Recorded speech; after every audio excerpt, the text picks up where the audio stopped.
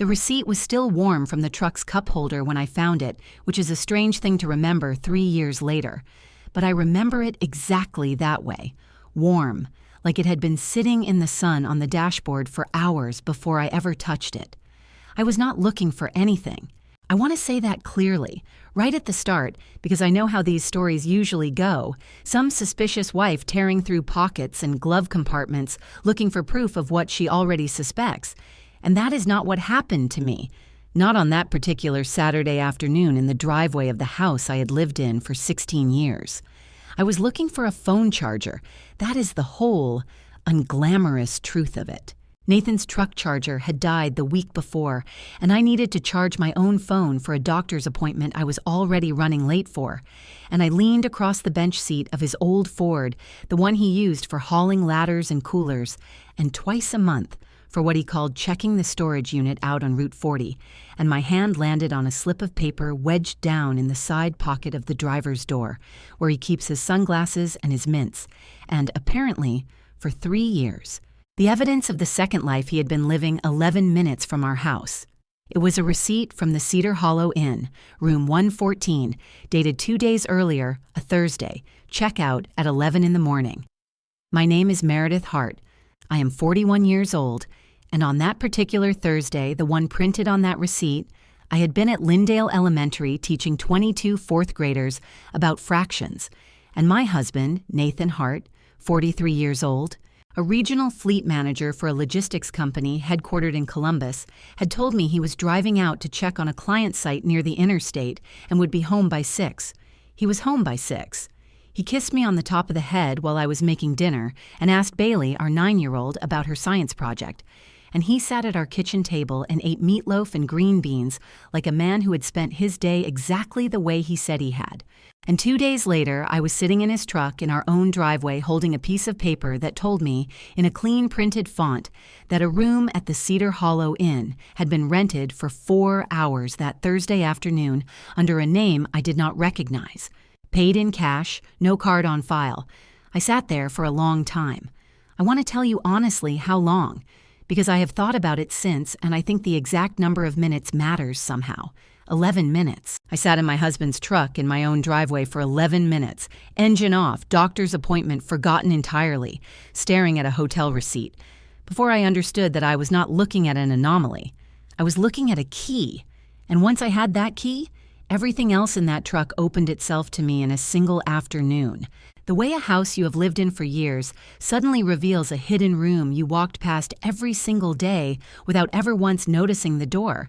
Because once I had the receipt in my hand, I stopped being careful about what I was allowed to look at. This was still my husband's truck, technically, a vehicle I had ridden in 1,000 times, buckled car seats into when the kids were small, thrown up in once during a bad flu when I was 26 weeks pregnant with Owen, our older son, who is 14 now and has his father's exact laugh.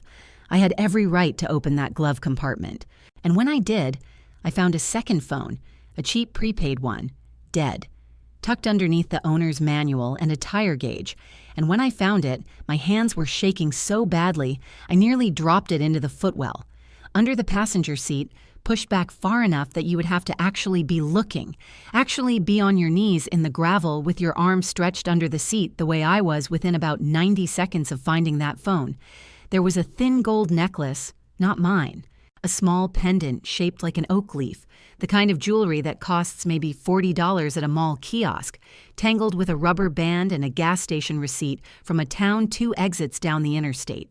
And in the center console, under a stack of napkins and a phone charger that apparently worked fine and had simply been buried, there was a small spiral notebook, the kind Owen uses for homework, except the handwriting in it was not homework. It was dates. Just dates, going back years. No names, no explanation. Columns of dates in my husband's neat block printing, the same printing he uses to sign report cards and grocery lists. And I did not understand what I was looking at yet, not the full shape of it. Not that first afternoon in the driveway, but I understood enough. I understood that my husband of 16 years had a second phone he had been careful enough to keep dead and hidden, a woman's necklace under the seat where my own children used to sit, and a private ledger of dates that meant something to him that he had never once told me. I did not confront him that day. I want to explain why, because I think it is the part of this story people struggle with most when I tell it. The fact that I sat on what I found for 11 more days before I said a single word. It was not fear, not exactly, and it was not weakness, though I have turned that word over in my head more times than I can count since. It was strategy. Some cold, clear part of me, a part I did not know I had until that Saturday afternoon in the driveway, understood immediately that if I walked into the house and threw that receipt on the kitchen table, Nathan would do what men like Nathan do when they are caught with half the evidence. He would explain the half I had, apologize for exactly as much as I could prove, and bury the rest so deep I would never find it again. I needed to know the whole shape of it before I said anything at all. I needed to understand what 3 years, because that is what it turned out to be. 3 years, almost to the week. What 3 years actually looked like laid out end to end, because I was not going to spend the rest of my life wondering if I had only found the smallest, most recent corner of something much larger. So I put the receipt back exactly where I found it. I put the dead phone back under the owner's manual. I left the necklace tangled in its rubber band under the passenger seat, and I photographed every page of that spiral notebook with my own phone before sliding it back into the console exactly as I'd found it, right down to the angle of the napkin stack on top of it. And I walked back into my house, past my 2 children doing homework at the kitchen table, and I made dinner. And I did not cry until 11 o'clock that night in the shower, where the water was loud enough that nobody could hear what I sounded like when 11 minutes of driveway silence finally caught up with 16 years of marriage. I am telling you this story from the other side of it now, almost a year later, and I want to be honest that I am telling it calmly, because calm is what I have left after what I went through to get here, not because calm is what I felt. What I felt in that truck, in that driveway, on an ordinary Saturday in June with my son's baseball cleats still sitting in the flower bed where he'd kicked them off the night before, was a very specific kind of falling, the kind where you understand all at once that the floor you have been standing on for 16 years was never actually solid, that you have been building a life, raising 2 children, planning a kitchen renovation, arguing about whose turn it was to call the insurance company, all of it balanced on top of something hollow, and you simply never knew, because the person standing across from you at the dinner table every night had gotten very, very good at making the hollow feel solid under your feet. I did not know, that Saturday, exactly what I would find once I started pulling on that thread. I did not know about Renee Kowalski yet, or the storage unit, or the fishing trips that were never fishing trips, or the particular, specific cruelty of exactly where all of it had been happening. I only knew that my husband had a second phone, a stranger's necklace, and a notebook full of dates, and that whatever those things meant, I was going to find out every single detail of it before he ever got the chance to explain even one of them to me on his own terms. What I found? Over the following 11 days, working quietly, methodically, while continuing to make his dinner and fold his laundry and sleep in the same bed I had shared with him for 16 years, was that my husband had been having an affair with a woman who lived 4 houses down our own street for 3 years, and that a significant portion of it had happened, in one form or another, under our own roof, in rooms I walked through every single day, while I believed I was living an ordinary, imperfect but fundamentally honest life with the father of my children. I'm going to tell you exactly how I found out the rest of it, and exactly what I did once I understood the whole shape of what those 3 years actually contained. Because I think there is a version of this story where the wife simply falls apart, and there is a version where she burns the house down, figuratively and sometimes literally, and then there is the version that actually happened to me, which was neither of those things, and which I think, in its own quiet way, was more devastating to Nathan Hart than either the falling apart or the burning down would have been. But to understand how I got to the ending, you need to understand the beginning, because I did not marry a monster. I married, or at least I believed I married, a genuinely good man. And understanding how a genuinely good man builds a second life inside the walls of his first one is, I think, The only way any of what happened afterward actually makes sense. I met Nathan Hart when I was 23 years old in the parking lot of a hardware store in Millridge, the town 2 exits down from where we live now, on a Sunday afternoon when my car battery died and he was the third person to walk past me before actually stopping to help, which he apologized for so sincerely so many times over the following months that it became a running joke in our marriage. The story of the 2 strangers who ignored me before Nathan finally did the decent thing. He was 25 then, working his way up at a regional trucking outfit, driving routes himself before he ever sat behind a manager's desk, and I was finishing my teaching certification, substitute teaching 3 days a week, and waitressing the other 2 to pay for it. He drove a beat-up Chevy back then, not the Ford he drives now, and he had a way of listening to me talk about my students, actual students I was subbing for, kids whose names he had no reason to remember, and remembering their names anyway, weeks later, asking how the kid with the stutter was doing in reading group in a way that made me feel, at 23, like I had found a genuinely rare kind of person. We dated for 2 years. He proposed at the same hardware store parking lot where we'd met, which I thought was corny at the time and think is one of the sweetest things anyone has ever done for me now, on the anniversary of the dead battery, down on one knee next to a shopping cart corral while an employee on a smoke break clapped and hollered from the loading dock. We got married in my parents' backyard in September, 25 years old, both of us. 40-some guests, my father cried during his toast and pretended it was hay fever. And I remember standing under a rented arch of white fabric thinking, with the complete, uncomplicated certainty you only get to have once in your life, that I had found the person I was going to grow old with, and that whatever hard years came, and I assumed there would be hard years, we would walk through them the same way we'd walked through that hardware store parking lot together, without either of us having to ask twice for help. We bought the house on Maple Ridge Lane 4 years into our marriage, a modest 3-bedroom colonial with a detached garage and a yard big enough for the swing set we did not yet know we would need, in the town of Cedar Hollow, Ohio, a place with one real main street, a diner, a hardware store of its own, and a school district good enough that we never once considered moving, even after Nathan's job would have easily supported a bigger house in a fancier suburb.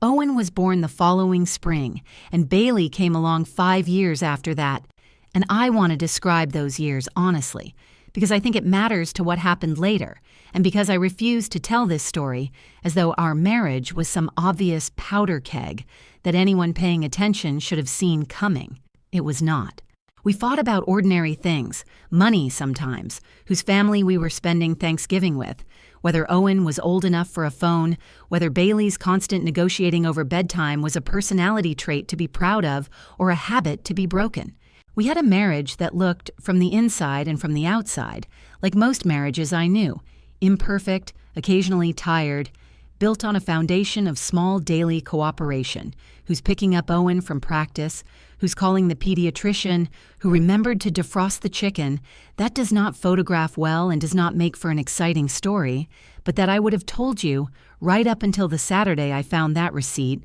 was fundamentally, structurally sound. Nathan coached Owen's Little League team for 4 years. Nathan built Bailey a dollhouse from a kit 2 Christmases ago that took him 11 hours over 3 weekends because he refused to let me help with a single piece of it.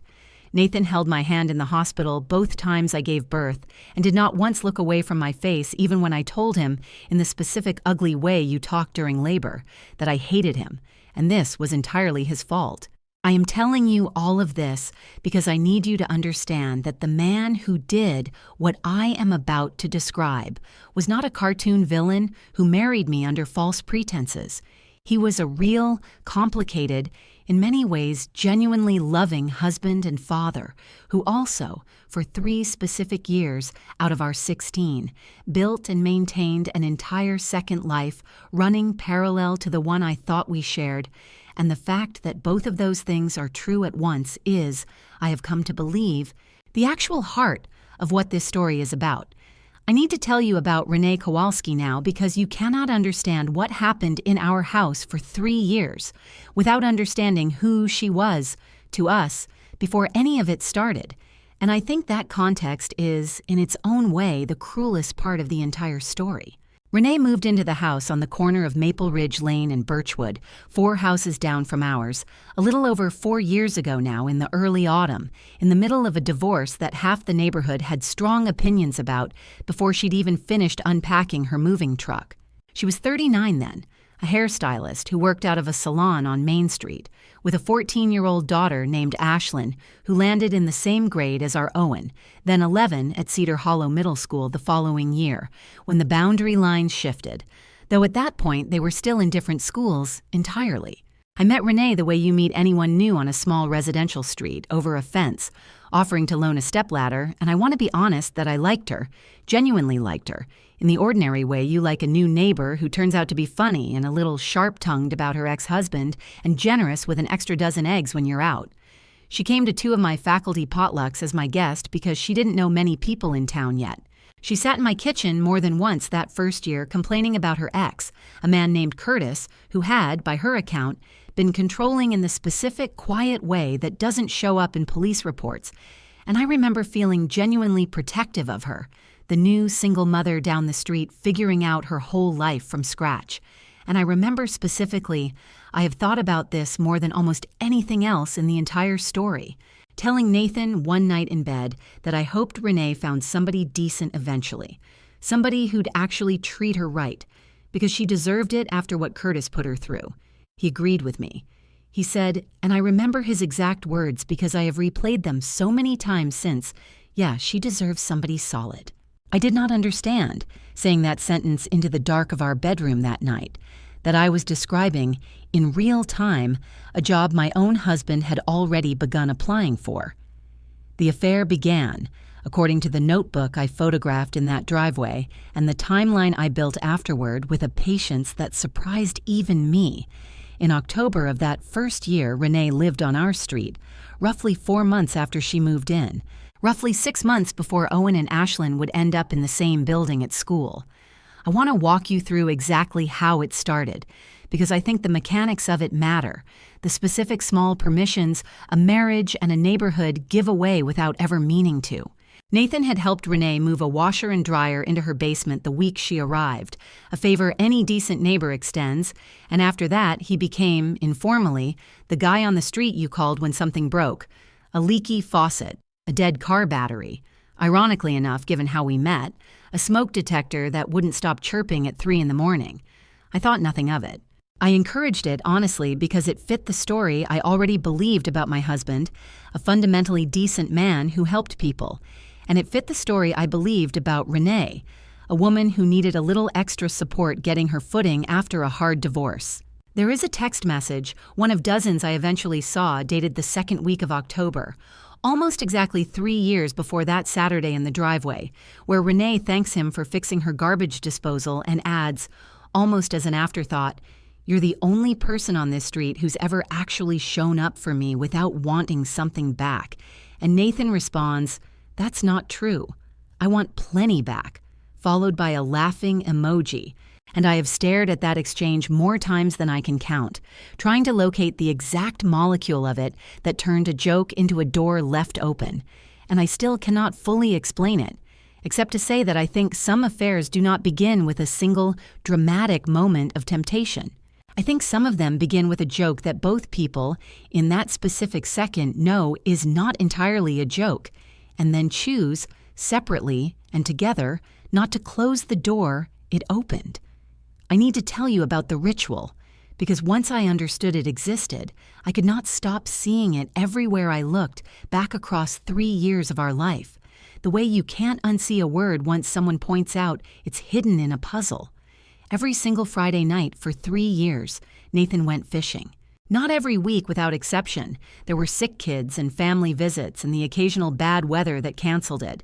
But as a standing, reliable fixture of our marriage, Friday night was fishing night, out at Coldwater Reservoir with 2 men from his old bowling league, Gary Petrov and a man named Doug, whose last name I realize now I never actually learned in 3 years of hearing about him. And he would leave around 6, right after dinner, tackle box and cooler in the truck bed, and come home anywhere between 11 and 1 in the morning, smelling faintly of lake water and cigarette smoke, though Nathan has never smoked a cigarette in his life, which I attributed for 3 years to standing near Doug, who apparently smoked like a chimney. I packed him snacks for those fishing trips. I want you to sit with that detail for a second, because it is the one that still makes something twist in my stomach even now, almost a year past all of it. I made him little bags of trail mix and cut up fruit for his cooler, the same way I did for the kids' lunches, because I loved him, because I wanted him to have something decent to eat out on that dock at midnight. And for 3 years, a portion of those Friday nights, not all of them, I want to be precise, because precision is the only thing that got me through building this timeline, but a significant and growing portion of them, especially in the 2nd and 3rd years. He was not at Coldwater Reservoir at all. He was 4 houses down the street, or he was at the Cedar Hollow Inn, or, and this is the detail that took me the longest to accept, even after I had the proof sitting in my own hands, he was in our own house, in our own garage, on the nights I took the kids to my sister's for a sleepover, and he told me he'd rather just stay in and catch up on some work. Gary Petrov, when I finally called him 7 months after finding that receipt, because by then I needed to hear it from someone else's mouth to fully believe my own investigation, told me, with a kind of stunned, guilty apology in his voice that I have come to believe was completely genuine, that Nathan had, in fact, come fishing with him and Doug fairly regularly for the first year Renee lived on our street, and then, starting around the 2nd year, had begun texting to cancel more and more often, always with some excuse, a headache, a work call that ran late, once memorably claiming a flat tire that Gary said he offered to help fix, and Nathan waved off strangely fast. Gary told me he'd noticed the pattern, had even mentioned it once to Doug, wondered aloud if something was going on at home, if Meredith and Nathan were having problems, and had decided, in the specific way men in this part of Ohio decide things, that it wasn't his business to ask a friend outright why he'd stopped showing up to fish as often, and I understood that decision even as it broke my heart a little further, because I know these men, I have made them dinner, I have watched them at our cookouts, and their code of not prying is the same code that let my husband borrow their entire cover story for 3 years without a single one of them ever fully realizing what they were covering for. The storage unit was the other piece of it, the one that took me the longest to understand even with the notebook in hand, because Nathan really did have a storage unit out on Route 40, a genuine 10 by 15 unit we'd rented 6 years earlier when we did a partial basement renovation and needed somewhere to put furniture during the work, and we had simply never given it up afterward, the way you don't give up a storage unit once you have one, because there's always something else to put in it. Old cribs, Owen's outgrown hockey gear, a dining set from my grandmother that neither of us could bear to sell, but neither of us had room to display. It was a real place, with real, boring contents, and that is exactly what made it perfect. Because when Nathan said he was heading out to the storage unit to grab the extra folding chairs for a work event, or to drop off the winter clothes we'd finally sorted through, there was never a single reason for me to question it. And there was never a single reason for me to notice that the unit itself, according to the facility's own gate log, which I eventually requested and received almost 8 weeks after that Saturday in the driveway, showed entries at hours and on days that did not remotely match the errands he claimed. The facility keeps a log of every gate code entry, time-stamped, because Nathan, ever the fleet manager, ever the man who values a paper trail for everything except apparently his own marriage, had once proudly told me the whole system was digitized now. You swipe a code and it logs you in and out automatically. They showed him during the renovation, and I remembered that detail sitting in my kitchen 8 weeks into building my case, and I called the facility office myself, told them I was a co-renter on the unit needing records for an insurance matter, which was not exactly a lie, and they emailed me 11 months of gate logs within the hour. What those logs showed was a storage unit accessed on nights and at hours that had nothing to do with folding chairs or winter clothes.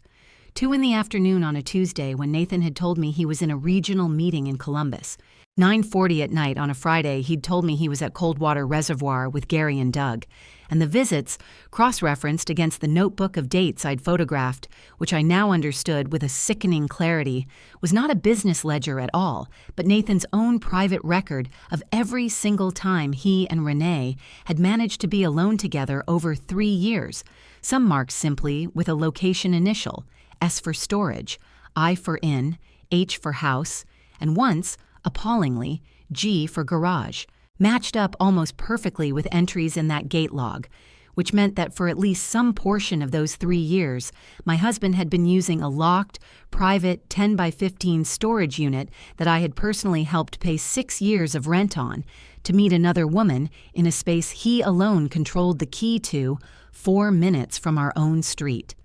I want to talk about the house itself now because I know I have mentioned it. The fact that some of this happened under our own roof. And I do not want to rush past that detail, because it is the one that changed something permanent in how I'm able to think about my own home. There were, by my count, working from the notebook and cross-referencing it against my own calendar of when I had taken the kids to my sister Danielle's house, 40 minutes away for a sleepover, 7 documented occasions, marked H in Nathan's own handwriting, over 3 years, when Renee Kowalski was inside my house, in my home. On nights I believe my husband was alone, catching up on paperwork or watching a game in peace, the kind of solitary night in a marriage with young children that every parent occasionally craves and that I never once begrudged him. I have gone back since and tried to remember those specific nights, tried to remember if I noticed anything different about the house the next morning, a smell, a couch cushion out of place. And I want to tell you honestly that I remember nothing unusual at all, which I have come to understand is not because nothing happened, but because Nathan was, in this one specific, horrifying skill, extremely good at his job. He washed sheets, he aired out rooms. He was, I eventually learned from things Renee herself would say later in a conversation I never expected to have with her directly, meticulous, almost clinically so, about erasing every trace of those nights before I ever walked back through the front door with 2 tired children and an overnight bag. And there is a version of me that finds a small, cold comfort in the fact that it took that much effort, that much careful planning, to keep something so ugly hidden inside a house I have always thought of as the safest place I know. And there is another version of me that simply cannot think about Bailey's bedroom being 20 feet from any of it without feeling something close to physically ill. The garage night is the one I think about most out of all 7 documented house occasions because it happened on a night I have an unusually specific memory of, a night 18 months ago in the fall, when Danielle's youngest had strep throat and I took Owen and Bailey to her place anyway to give my sister a hand, with her older 2 while she nursed the sick one, and stayed over because it was already 10 by the time we finished with dinner and baths. And I remember calling Nathan from Danielle's guest room to tell him goodnight. And I remember him telling me he was in the garage, tinkering with something on the truck. Brakes, maybe, he said. And I remember thinking, with real, ordinary fondness that's so like him, puttering around out there at 10 at night, and I remember going to sleep in my sister's guest room feeling, if anything, a small warm flicker of appreciation for a husband who used his rare solitary evenings fixing things rather than doing anything less wholesome. And the notebook entry for that exact date says, in Nathan's neat block printing, G and nothing else, and I have had to make my peace in the months since with the fact that somewhere in that same 18 months, on a night I was praising my husband's work ethic to my own sister over the phone, he was in our garage with another woman while our actual truck, the one with the receipt still yet to be found in it, sat quietly in the driveway holding no clue at all of what it would eventually give up. Owen and Ashlyn ending up in the same grade at Cedar Hollow Middle School, the spring after Renee moved in, added a layer to all of this that I think about constantly now, because it meant that over the following 2.5 years, Renee Kowalski was not simply my husband's secret, she was also, publicly, unavoidably, a fellow parent in my son's orbit, someone I saw at back-to-school nights, at the winter concert where Owen played trombone badly and Ashlyn sang alto in the choir, at the 8th grade parent fundraising meeting I co-chaired with 3 other mothers, one of whom, for one full school year, was Renee herself. I sat next to her at a folding table selling raffle tickets for the band trip. I complimented her on a haircut she'd given herself, an actual professional compliment, hairstylist to friend, and she thanked me and told me some story about a client who'd wanted highlights, the exact wrong color for her skin tone. And I laughed, genuinely laughed, at a joke told to me by a woman who had, by that point in the timeline, according to the notebook, already been inside my house on at least 4 of those 7 documented occasions. I do not have adequate words for what it does to a person to learn, after the fact, that you laughed with real warmth at a woman's joke while she was already, at that exact point in the calendar, sleeping with your husband. And I do not think I fully processed the size of that particular betrayal until months after the initial discovery, when the shock of the affair itself had dulled just enough to let the smaller, sharper cruelties underneath it finally reach me one at a time, like a wound that keeps finding new nerve endings to hurt long after you thought the damage had already been fully accounted for. I want to tell you what the second year of the affair looked like, because I think the first year, the one that started with a garbage disposal and a joke about wanting plenty back, could almost be explained away afterward as an accident. 2 lonely-ish people who let something go too far and didn't stop it in time. The second year cannot be explained that way, and I think Nathan himself, in the one conversation where he was actually honest with me about any of this, essentially admitted as much. The second year is when the notebook entries become more frequent, roughly twice a month becoming closer to weekly by the second autumn, and it is the year the storage unit starts appearing in the gate logs with real regularity. And it is the year, based on texts I eventually recovered, that the 2 of them began discussing, in the careful, coded language people use when they know exactly how damning their own words would look printed out for anyone else to read. What would happen if either of their marriages, in Renee's case, her already finalized divorce situation, and in Nathan's case, mine, ever actually ended? There is a message from Renee, from that second spring, that reads, "I'm not asking you to blow up your whole life, Nate.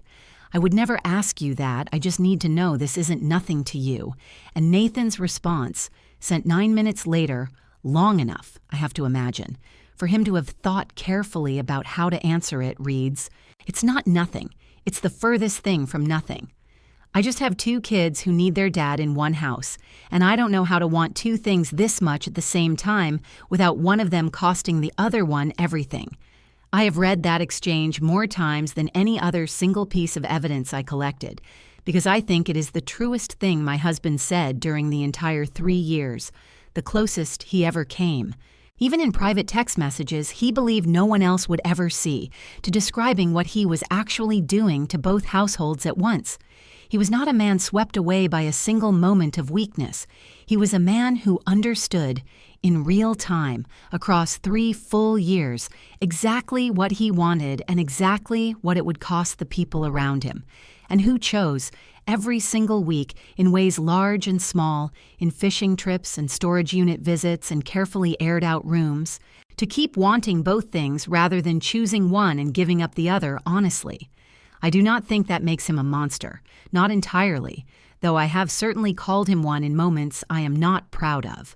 I think it makes him a coward, which in some ways, I have come to believe, over the last year of sitting with all of this, is a harder thing to forgive than simple monstrousness would have been, because a monster, at least, you can hate cleanly. A coward who genuinely loved his children, who genuinely, in his own broken way, loved me too, some days, in between everything else, leaves you with a much messier kind of anger, one that does not burn clean, one that you have to keep relighting for months because it keeps threatening to go out and let something softer back in. The third year is the year I have the hardest time talking about, even now, even from this distance, because it is the year the affair stopped being careful in the ways it had been careful before, and started, I think, in some strange psychological way I have tried to understand through two different therapists since, to want to be caught, or at least to stop caring quite as much about the risk of it.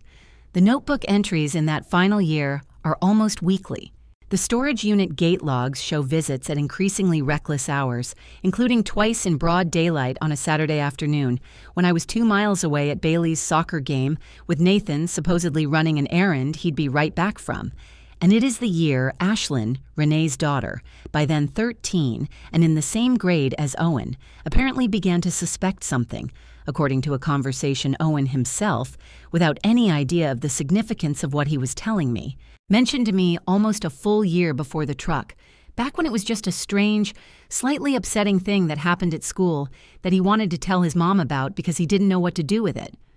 Owen came home one day in the fall of that 3rd year. He would have been 12 then, and told me at the dinner table, in the specific matter-of-fact way 12-year-old boys report things they don't fully understand the weight of, that Ashlyn Kowalski had been weird and kind of mean to him at lunch, had said something like,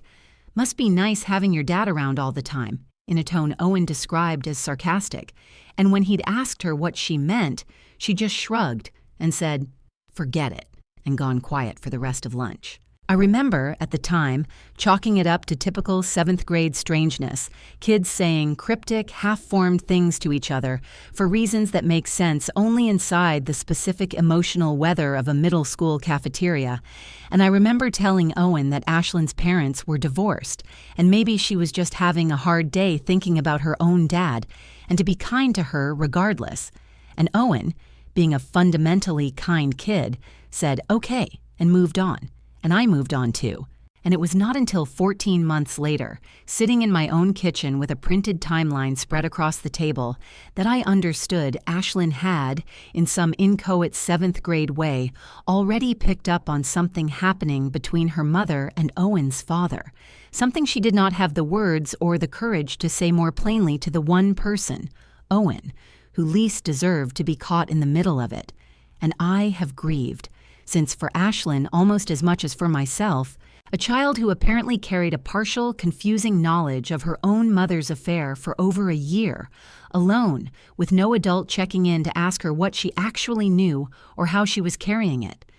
There was another near miss that same year, one Nathan himself eventually told me about unprompted, in the one conversation where the whole story finally came apart between us, because I think by that point in confessing, he had stopped trying to manage the damage and started, in whatever way a person does this, trying to actually be honest for the first time in 3 years, even if the honesty arrived a full year too late to do anyone any good. He told me that in the spring of that 3rd year, I had come home unexpectedly early from a teacher in-service day that got canceled due to a power outage at the district office, and had found him in the kitchen on the phone and had asked, entirely innocently, who he was talking to, and he had said, "Work," and hung up quickly. And I remember that day, actually, independently of anything he told me, because I remember thinking it was a little odd that he seemed rattled by my early arrival. And I remember, this is the detail that still makes my stomach drop even now, asking him if everything was okay because he looked pale, and him saying he thought he was coming down with something, and me making him tea and sending him to lie down, genuinely worried about my husband's health. While the actual truth was that I had walked in 90 seconds after he'd hung up a call with Renee about whether they needed to cool things off for a while because it was getting too risky. And instead of that fear translating into any kind of ending, it translated, within about 6 weeks, according to the notebook, into them simply being more careful again for a stretch, before slowly, predictably, becoming less careful once more as the months wore on and nothing bad had happened yet. I think that near miss, more than almost anything else I learned, taught me something important about how affairs like this actually survive for years instead of months, which is that they are not sustained by recklessness. They are sustained by fear, followed by relief, followed by a slow, creeping return to comfort, over and over. A cycle that resets itself every time the two people involved get scared and then don't get caught, until the fear itself starts to feel like proof that they're good at this, that they'll always somehow not get caught, right up until the exact moment they finally do.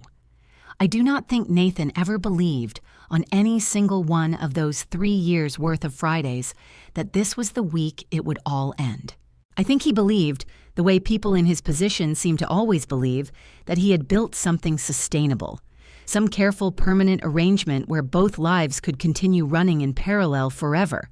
each one blind to the other. And I think the particular arrogance of that belief, more than the affair itself in some ways, is what I have had the hardest time forgiving, because it means that for 3 years, my husband was not agonizing every single day over what he was doing to me. For long stretches of it, according to everything I've since pieced together, he was simply living comfortably in a life he had built for himself, where deception had become just another item on a to-do list, right there next to picking up milk and coaching Little League, a chore he had gotten so practiced at that it barely raised his heart rate anymore. I want to describe one more scene from that 3rd year before I bring you to the day everything actually broke open, because I think it is important, and because I have never told anyone this particular detail, not even my sister, until I decided to tell this whole story from the beginning. 6 weeks before I found the receipt in the truck, we took a family trip to visit my parents 2 states over for my father's 70th birthday. 5 days, the 4 of us in the truck, and I remember, with a clarity that feels almost cruel in hindsight, how normal that trip felt, how genuinely happy Nathan seemed the entire drive, singing along badly to the radio with Bailey, quizzing Owen on state capitals to pass the time, holding my hand across the console at a rest stop while the kids slept in the back seat. And I remember thinking, driving home on the last day, that we were, for all our small ordinary friction, a genuinely happy family, and I did not know, could not have known, that 4 days into that same trip, on the one night Nathan claimed exhaustion and stayed back at my parents' house, while I took the kids to a birthday dinner at a restaurant that didn't have room for 6, he had used my parents' landline, a detail that came out much later and still makes me feel something close to nauseous every time I think about it, to call Renee for nearly 40 minutes, a call my own mother, retired, hard of hearing, sitting in her recliner 20 feet away with the television up loud, had absolutely no idea was happening in her own home, on a phone she still keeps, to this day, on a little table by the stairs. Entirely unaware of what it once carried through its line while her granddaughter ate mozzarella sticks at a restaurant a mile away, blissfully unaware that anything in her family's world was anything other than exactly what it appeared to be. That is the year, the 3rd year, that I now understand ended the way it did. Not because Nathan decided to stop, and not because Renee decided to end it, but because a man who has spent 3 years getting away with something eventually stops being as careful as he was in year 1. Because getting away with it for that long does something to a person's sense of risk, flattens it, makes the checking and the hiding and the careful staging of pillows and the wiped-down bathroom counters feel less like desperate camouflage and more like simple household chores, familiar enough to do on autopilot, which is, I have come to believe with total certainty, the only reason there was ever a receipt left warm in a cup holder for me to find on an ordinary Saturday in June. A careful man, a truly careful man, does not leave a hotel receipt in the door pocket of the exact vehicle his wife drives when her own car is in the shop, which mine had been for 11 days. The same 11 days, as it happens, that gave me the truck in the first place. 3 years earlier, in the first frightened, careful months of whatever this was, Nathan would have burned that receipt in the grill the second he got home. By the 3rd year, he simply forgot it was there, the way you forget a grocery list in a coat pocket, because some worn-down part of him had stopped believing, on any conscious level, that this particular Saturday could possibly be the one where it all came apart. And I think that specific, mundane carelessness, more than any dramatic slip or guilty confession, is what actually ended a 3-year affair that both people involved had, by every indication I later found, fully intended to keep running indefinitely. I need to walk you through those 11 days now, the ones between the driveway and the confrontation, because I think they are, in their own strange way, the part of this story I am proudest of, even though nothing about them felt like pride while I was living through them. They felt like the hardest, loneliest 11 days of my entire life, harder in some ways than what came after, because in the after, at least, other people finally knew what I was carrying. In those 11 days, I carried it entirely alone, by design, and I want to walk you through exactly how I did it, because I think there is something useful in it for anyone who ever finds themselves holding a single loose thread and has to decide whether to pull it quietly or pull it loudly.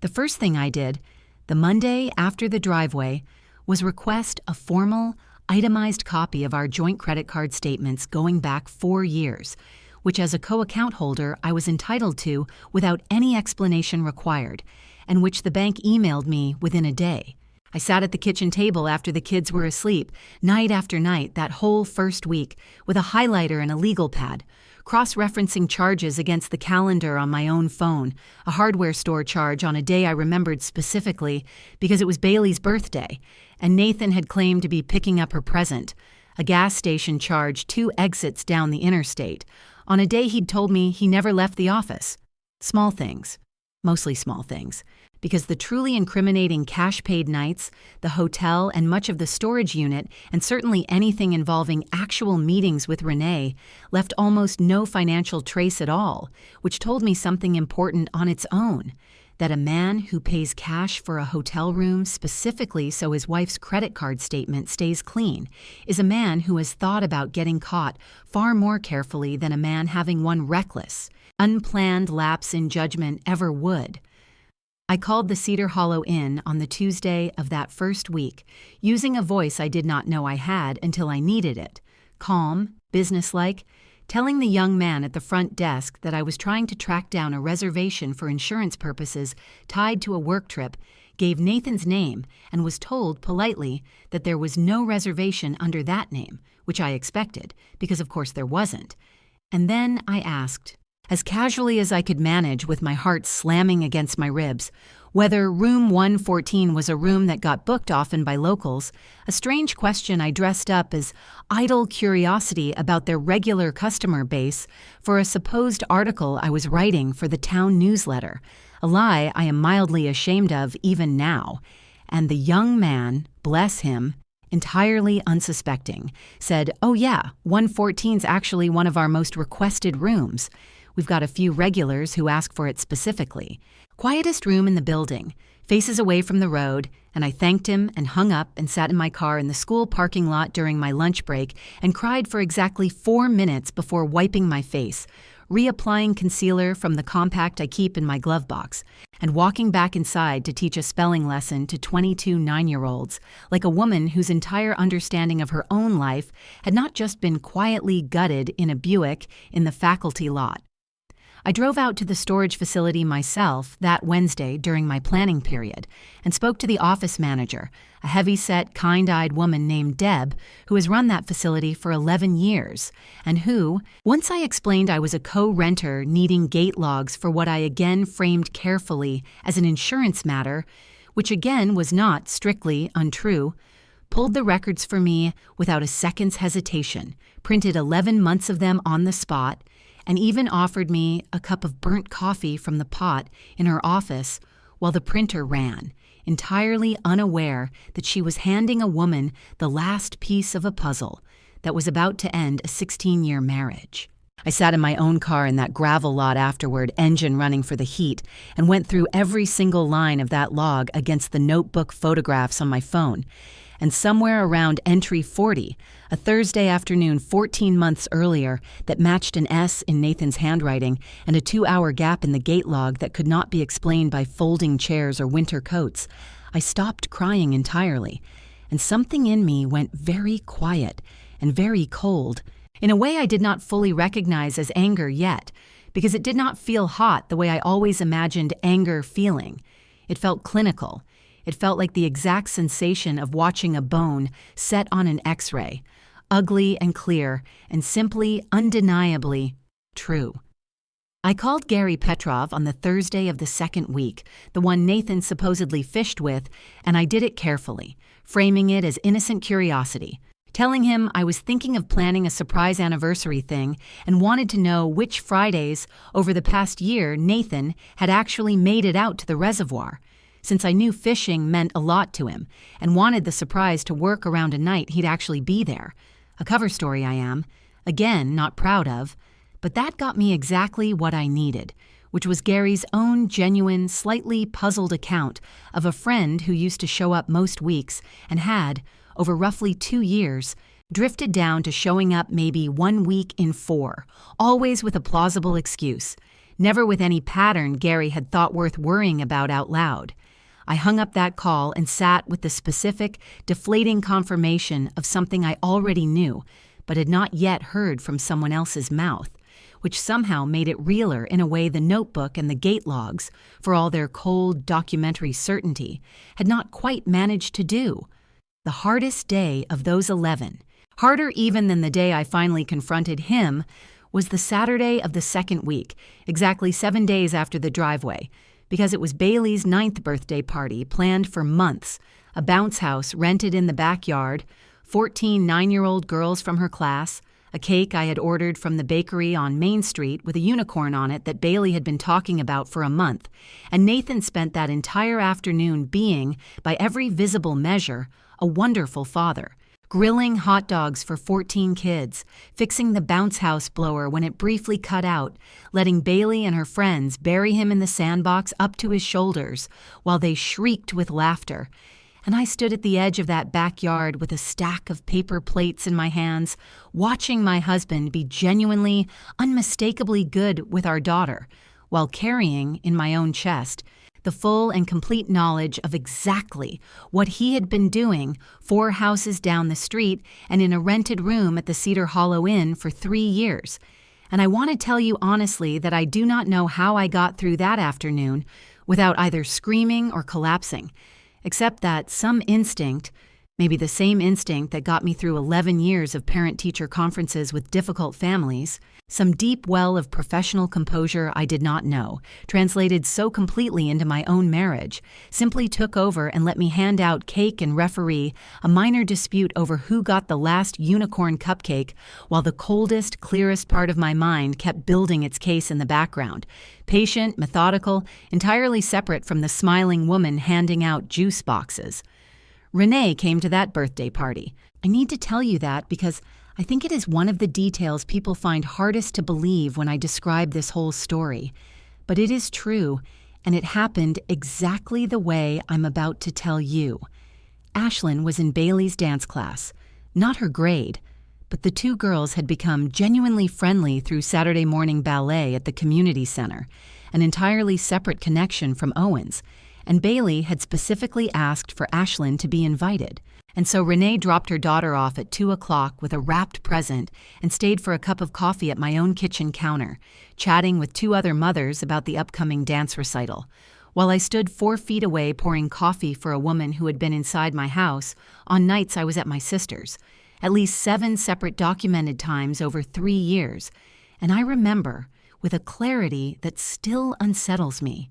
that my hands did not shake pouring that coffee. I had, by the second week, already crossed some threshold into a version of myself capable of extraordinary, deliberate calm, and I remember looking at Renee's face while she laughed at something one of the other mothers said, an ordinary, unremarkable laugh, and thinking, with a coldness that frightened even me a little,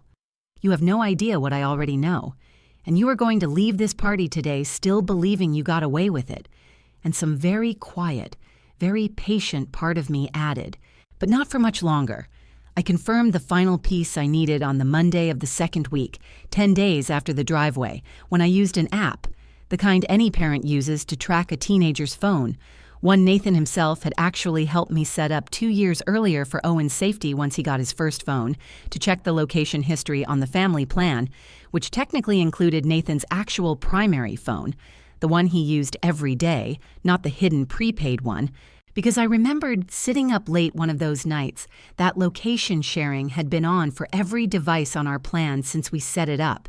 a feature Nathan himself had insisted on, ironically for safety, and had apparently either forgotten still applied to his own phone or assumed I would never think to check. 11 months of location history, quietly logged, showed exactly what I expected it to show by that point. A truck that traveled on a meaningful number of Friday evenings, not to Coldwater Reservoir at all, but to a small residential street 4 houses from our own, parking there for 2, 3, sometimes 4 hours, before returning home at the exact times I remembered him walking back through our own front door, smelling of lake water he had never actually been anywhere near. By the 11th day, a Wednesday, I had built in a manila folder I kept in my classroom filing cabinet at school rather than anywhere in our own house, a complete and devastating record, gate logs, location history, the photographed notebook, Gary's own confused, honest account, the front desk clerk's unwitting confirmation about room 114, 3 years of Fridays reconstructed almost to the individual date, and I sat in my car in the school parking lot that last night before I confronted him, looking at that folder in the passenger seat, and I felt something shift inside me that I want to try to describe honestly. Because it was not relief, and it was not even really courage. It was something closer to a terrible, settled clarity. The specific feeling of a person who has spent 11 days building a case and has finally run out of reasons to keep building it, because the case was already, undeniably, complete. I drove home that night knowing that whatever happened the next day, whatever words got said across our own kitchen table, I already knew the entire true shape of the last 3 years of my marriage, and Nathan Hart did not yet know that I knew, and there is a very specific kind of power in that gap, a gap I intended to close on my own terms, in my own time, in exactly the way I had decided, over 11 sleepless nights, that it needed to close. I chose a Thursday for the confrontation, deliberately because Thursday was my mother's standing night to take Owen and Bailey for dinner and homework help, a tradition going back years that gave me and Nathan an evening alone most weeks, and I wanted, for the first time in this entire process, to control every single variable I could control, including making absolutely certain my children were not in the house for whatever was about to happen. I told my mother that morning, in a call I kept deliberately light, that Nathan and I had some things to talk through that evening, and could she keep the kids a little later than usual, maybe even overnight if it wasn't too much trouble. And my mother, who has always had good instincts about my voice even when I'm trying to hide something in it, paused just slightly before saying, "Of course, honey, take all the time you need," in a way that told me she suspected something without either of us saying it plainly, which I was grateful for, because I did not yet have the words that morning to explain what I was about to do. I picked up the kids from school myself that afternoon and drove them to my mother's, and I remember Bailey chattering the entire ride about a friend's slumber party, and Owen quiet in the back seat with his headphones in, and I remember looking at both of them in the rearview mirror and feeling a fresh, sharpening wave of the particular fury that had been building under my calm for 11 days. Not on my own behalf, but on theirs, because whatever else this marriage had been, these 2 children had built their entire understanding of what a family looks like on top of a foundation their father had been quietly hollowing out from underneath for 3 years, and they did not yet know it. And some part of me, dropping them off at my mother's with their backpacks and Bailey's stuffed rabbit she still can't sleep without, understood that this ordinary Thursday afternoon was the last one they would ever have without that knowledge sitting somewhere in the architecture of their lives. And I hugged them both a little longer than usual in my mother's driveway, and Bailey asked why I was squeezing so hard, and I told her because I love you enormously, which was true, and was also the only sentence I could manage without my voice breaking. I got home before Nathan, which I had planned, and I set the manila folder in the exact center of our kitchen table, the same table where he had eaten meatloaf 2 days after that Cedar Hollow Inn receipt was printed, the same table where we had made grocery lists and helped with homework, and once, years ago, argued for 40 minutes about whether Owen was ready for a bicycle without training wheels, and I sat down across from the empty chair where Nathan would sit, and I waited. He came home a little after 6, calling out hello the way he always did, dropping his keys in the bowl by the door, and he came into the kitchen already talking about something that had happened at work that day, some minor logistics headache with a delayed shipment, and he stopped mid-sentence when he saw the folder and when he saw my face, And when he saw that the house was quiet in a way it is never quiet on a weeknight with 2 children in it, he said, "Where are the kids?" And I said, "At my mother's," and he said, "Is everything okay?" And there was a specific tightness already creeping into his voice, the tightness of a man whose body understands something before his mind has caught up to naming it. And I said, "Sit down, Nathan." And he sat, and I opened the folder, and I did not say anything at all for almost a full minute. I simply turned the pages toward him one at a time, the gate log with the highlighted entries, the notebook photographs printed out with his own handwriting circled in red, the location history map with pins clustered obscenely at an address 4 houses from our own. And I watched my husband's face go through an entire silent collapse in real time, color leaving it in stages, his hand actually starting to reach for the first page and then stopping halfway, as though touching it would make it more real than simply looking at it already had. He said finally, in a voice I had never heard him use before, small and cracked in a way 16 years of marriage had never once produced, "Meredith." And I said, Don't say my name like that yet. I need you to look at every single page before either of us says another word." And I watched him do it, watched him go through 11 days of my quiet, methodical work laid out in a folder on our own kitchen table. And when he finally looked up, his eyes were wet, and he said, "How long have you known?" And I said, 11 days. And something in his face broke further at that. I think because he understood immediately what 11 days of silence from me actually meant,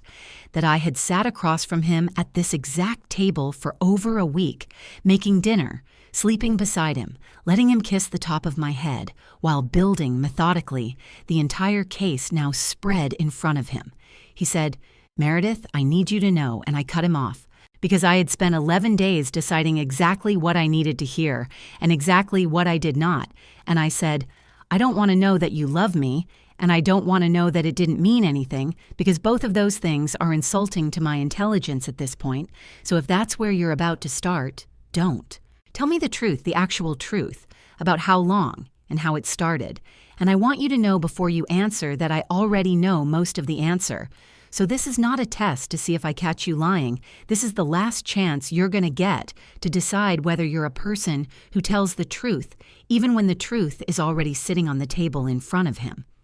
He told me then, in a voice that got steadier as he went, in the specific way I have noticed people's voices do once they stop trying to manage an outcome and simply start saying true things, that it had started in October, almost exactly 3 years earlier, with the garbage disposal, exactly as the notebook and the texts had already told me. And he confirmed the storage unit, and he confirmed the fishing trips, roughly 1 in 3 over the last 2 years. He estimated, though the gate log suggested it was closer to 1 in 2 by the final year, a discrepancy I noted silently and did not correct him on, because I was more interested in that moment in what he chose to admit unprompted than in catching every single inaccuracy. He confirmed the house, all 7 occasions, and when he said the word garage, his voice caught, and he said, "That was the worst one, I think, out of everything." And I remember agreeing with him completely and silently, and being furious that he got to have that realization out loud at our kitchen table, while I had been carrying it alone for 11 days already.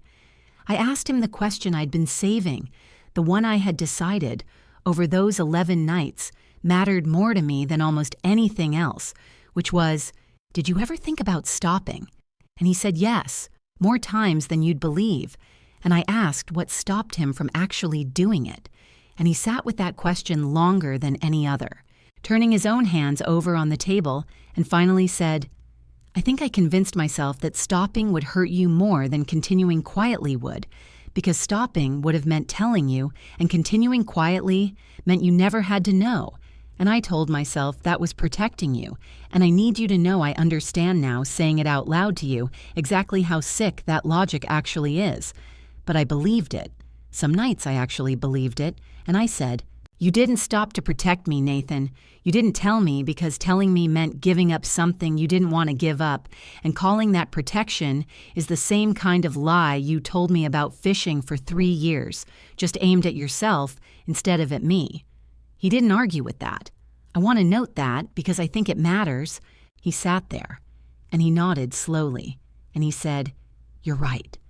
And it was the first fully honest sentence, the first one without any softening or self-justification tucked inside it, that he had said since walking through the door that evening. And something in me, some very small, very old part of me that had loved this man since a parking lot in Millridge 18 years earlier, ached at hearing it, even while the rest of me remained entirely, coldly certain about what came next. I asked him about Renee directly then, whether he loved her, because I needed to know, not to torture either of us, but because the answer changed, in my own mind, what kind of thing this actually was. And he was quiet for a long time, long enough that I said, "Nathan, I need an actual answer." And he said, "Finally, I think I loved parts of what being with her felt like. Feeling like I wasn't just a schedule and a paycheck and somebody's dad. Feeling like somebody was still curious about me the way you were curious about me when we were 23. And I don't know how to say this without it sounding like an excuse, because I know it is one. But I don't think I ever stopped loving you, Meredith. I think I just found a way to also want something else at the same time. And I let myself have both instead of being honest that I couldn't actually have both without destroying one of them eventually." I told him, and I want to repeat this exactly because I have thought about whether it was the right thing to say more times than almost anything else in this story. I told him, "That's the most honest thing you've said tonight, and it's also the exact reason I can't stay married to you, because I don't need you to be a monster who never loved me, Nathan. That would almost be easier. I need you to understand that you're a man who loved me and still did this anyway, for 3 years, under our own roof, in front of our own children's unknowing faces.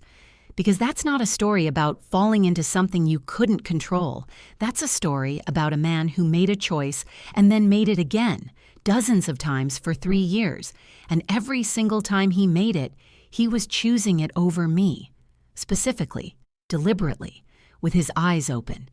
He asked, and his voice broke fully for the first time that whole evening, "Is there any version of this where we work through it?" And I told him the truth, which was that I did not know yet, that 11 days of building a case had not left me any time to actually sit with that particular question. But that whatever the answer turned out to be, it was not going to be decided that night, at that table, in the heat of him finally being caught. Because I had learned, over 3 years I hadn't known I was living through, and 11 days I would never forget, that decisions made in that kind of heat were exactly how we'd gotten here in the first place. Him deciding, over and over, in small, overheated moments, to keep choosing something he knew was destroying his own family, and I was not going to build whatever came next out of the same kind of rushed, emotional certainty. I told him he needed to leave the house that night, immediately, and stay with his brother in Millridge, and he did not argue, which I noted. And I told him I would tell the children myself, in my own time, in my own words, and that he was not to contact Renee Kowalski again in any form while we figured out what came next, not because I believed I could actually control that, but because I needed to say it out loud and watch his face when I did, and his face when I said her name directly for the first time that whole conversation. Did something complicated, a flinch, and then something that looked almost like relief. The specific relief of a person who has been carrying a secret so long that even having it spoken aloud by the person he betrayed feels, perversely, like setting something down. He packed a bag that night while I sat at the kitchen table with the folder still open in front of me, and before he left, standing in the doorway with a duffel bag over one shoulder, he said, "Meredith, I am so sorry. And I know that doesn't mean anything right now." And I said, "It means something, Nathan. It just doesn't mean enough. Not yet. Maybe not ever. And I don't know which of those two things is going to turn out to be true. And that's the most honest answer I have for you tonight." And he nodded, and he left. and I sat alone in my kitchen for a long time after his truck pulled out of the driveway. The same truck, the one with the receipt still, I imagine, tucked somewhere in its door pocket. And I did not cry the way I expected to. I felt, mostly, the specific, exhausted stillness of a person who has just set down something extremely heavy after carrying it much farther than she ever should have had to carry it alone. Telling Owen and Bailey was the hardest thing I have ever done as a parent, harder than any late-night fever, harder than the year Owen struggled so badly with reading that I cried in a school hallway after his teacher conference, and I want to describe how I did it honestly, because I made a specific choice about how to handle it that I still believe, almost a year later, was the right one, even though it was not the easy one. I did not tell them everything, not that first week, not even close to everything. I told them, sitting on Bailey's bed with both kids and a lot of tissues on a Saturday morning 3 days after the confrontation, that Dad and I were going to live in separate houses for a while because we had some grown-up problems we needed to work through, that it was not anything either of them had done, that both of us loved them exactly the same as we always had and always would, and that they would still see their dad regularly. And I answered every single question they asked as honestly as I could without handing 2 children, ages 14 and 9, the full weight of an affair that involved a woman and a daughter they both knew personally. Owen, 14, old enough to read the room in a way that broke my heart, asked quietly, "Is this about Ashlyn's mom?" And I want to describe the specific stillness that question created in me, because I understood, in that moment, that some part of my son had already been carrying a suspicion he did not have the full shape of, probably built from that 7th grade lunchroom comment years earlier and some other small things he'd noticed that he'd never told me about.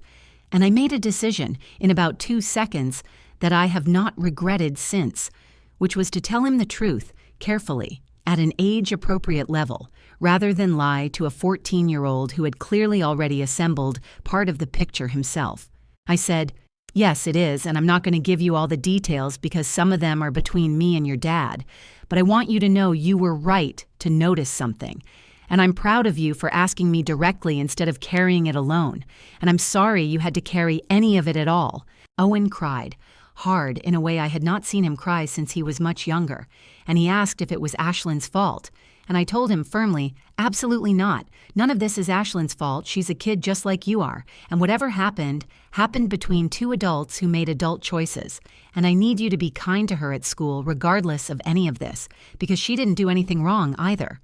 Bailey, 9, took it differently, the way 9-year-olds often do, with a kind of practical, almost logistical set of concerns. Will I still have 2 Christmases? Will Dad still come to my dance recital? Do I have to choose? And I answered each one directly, yes, yes, and never. You never have to choose. Both of us love you completely, and that is never going to change no matter what house you're sleeping in on a given night. And I remember her nodding, seemingly satisfied, and then asking an hour later, completely out of nowhere while we were making pancakes, if this meant she couldn't play with Ashlyn anymore. And I told her that was entirely up to her, that grown-up problems shouldn't have to cost her a friendship, and she seemed to turn that over for a while before deciding, out loud, that she still liked Ashlyn even if she was mad at Ashlyn's mom, which struck me, from the mouth of a 9-year-old, as a more emotionally sophisticated position than several adults I know have managed to reach about far smaller grievances. I confronted Renee myself, eventually, though not for almost 3 weeks after Nathan moved out, because I needed that time to feel steady enough to have the conversation without it becoming something I'd regret. I did not go to her house. I asked her, by text, an oddly formal medium for what I needed to say, to meet me at the small park at the end of our street, a public neutral place on a weekday morning when both our kids were at school, and she came, which surprised me a little, and I think looking back, she came because some part of her understood she owed me at least that much, showing up in person rather than hiding behind a door. I did not yell at her, though I want to be honest that I had imagined yelling at her, in my head, more times than I can count over those 3 weeks. What I said, sitting on a park bench 4 houses from the street we had shared for 3 years, was, "I know everything. The storage unit, the inn, The 7 times you were in my house, the notebook, all of it. And I'm not here to ask you why, because I think I already understand why. Loneliness and a chance to feel wanted again after Curtis. And none of that is a crime. Wanting to be loved isn't a crime. I'm here to tell you that I know, and that I'm not going to make your daughter pay for what you did, because Ashlyn didn't choose any of this any more than my kids did. And I need you to be a good enough mother to make sure she never feels like she has to. Renee cried, actually cried, sitting on that bench, and said several things I expected, that she never meant for it to go this far, that she'd told herself for a long time it wasn't serious. And one thing I did not expect, which was, I used to feel so guilty sitting at your kitchen counter, Meredith, more guilty than I think I ever let myself really feel about anything else in it. Because you were kind to me when I had nothing, and I let myself take something from you that had nothing to do with kindness at all, and I don't have any excuse that makes that better. I just wanted you to know I understood, even then, exactly what I was doing to you. I just didn't stop. I told her I appreciated her saying that more than she probably realized, and that I hoped she found whatever she'd actually been looking for eventually, somewhere that didn't cost another family everything to get it.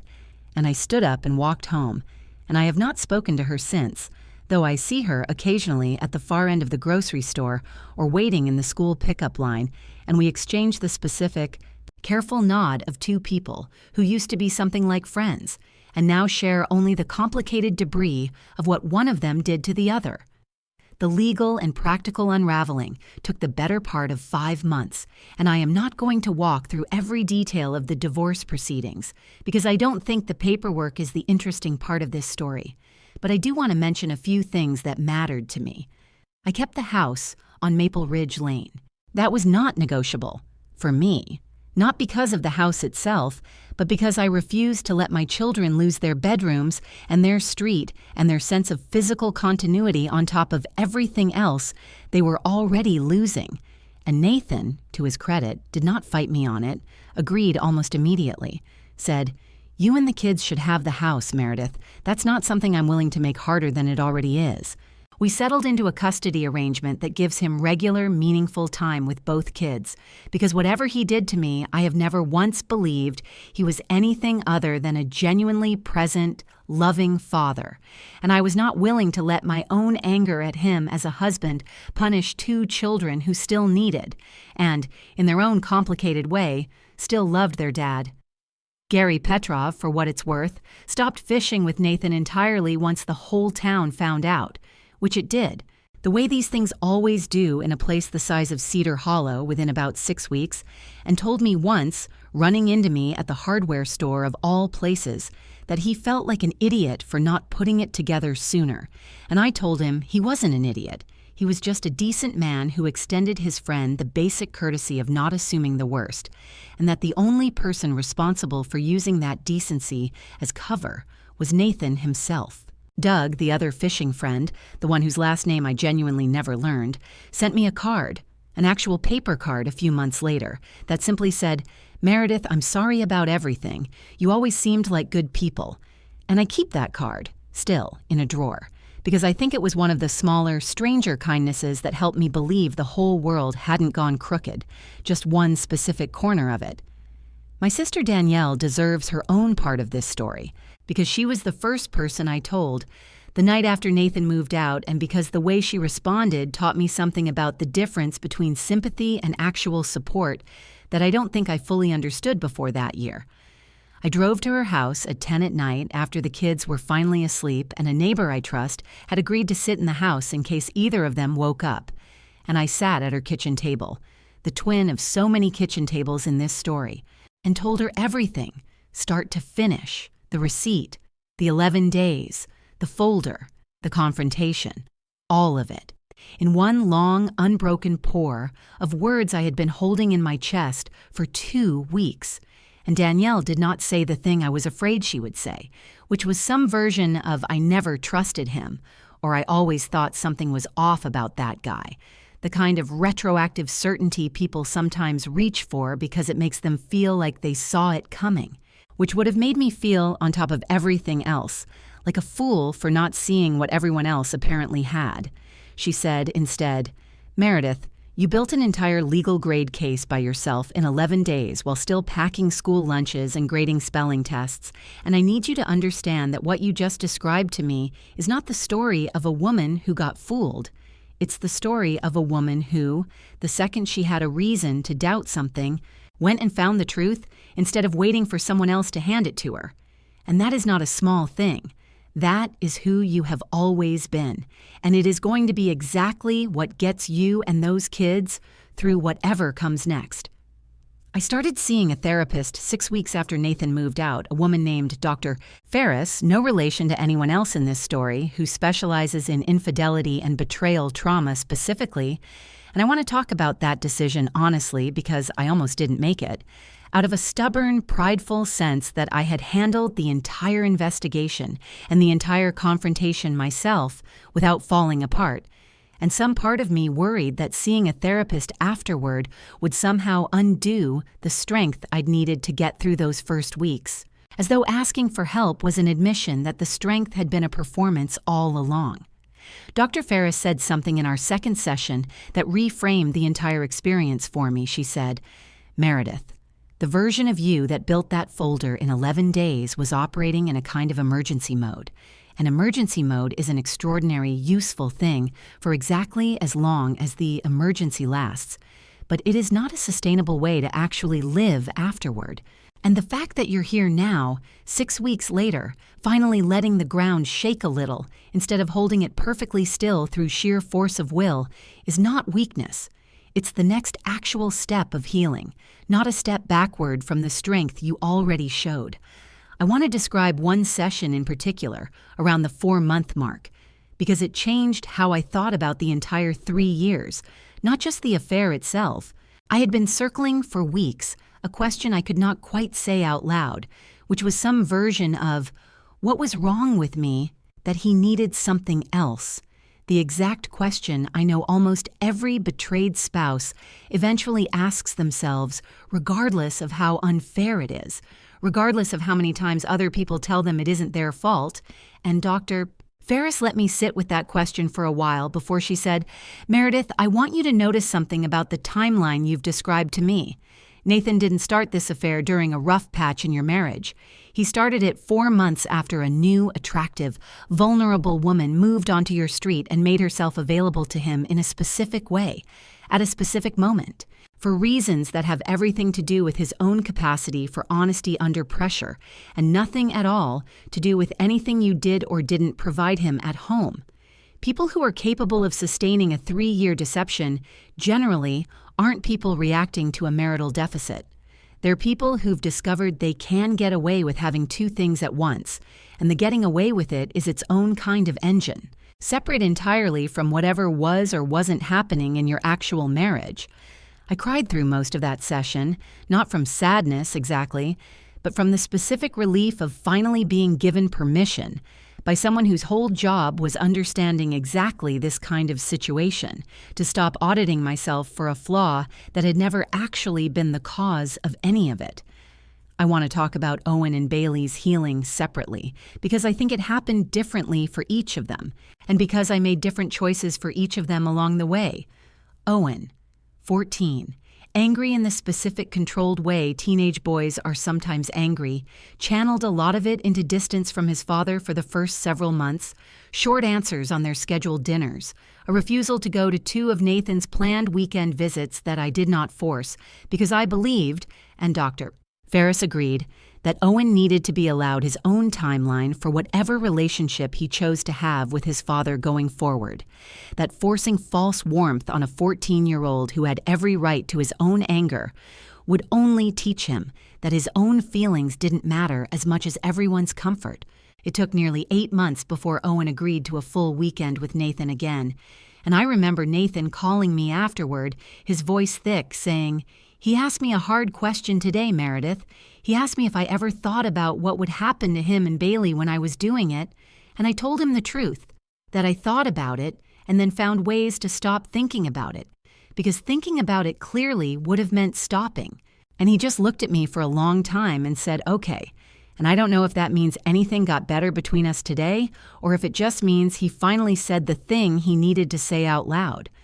Bailey's healing looked different, quieter, more physical somehow. A return to needing her nightlight for a few months after having given it up over a year earlier. A handful of nights she climbed into my bed at 2 a.m, without explanation that I never pushed her to give. And a specific ritual she invented herself, without my suggesting it, of drawing a picture every Sunday night of, in her words, all the people who love me,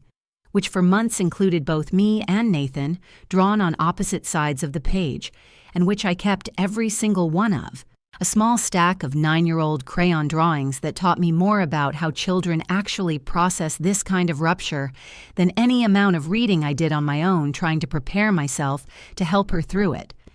I want to tell you about the specific week, almost exactly 7 months after Nathan moved out, when I finally had to answer the question I had been avoiding since that first night at the kitchen table, the question of whether there was any version of us that survived this. Nathan had, by then, been in his own individual therapy for 5 months, consistently, not performatively, in a way I could actually verify because his therapist, with his permission, spoke briefly with mine about his general progress without violating anything confidential, and he had stopped entirely and verifiably, as far as I could determine, any contact with Renee, who had, incidentally, put her own house up for sale around the 5-month mark and moved with Ashlyn to a town almost an hour away,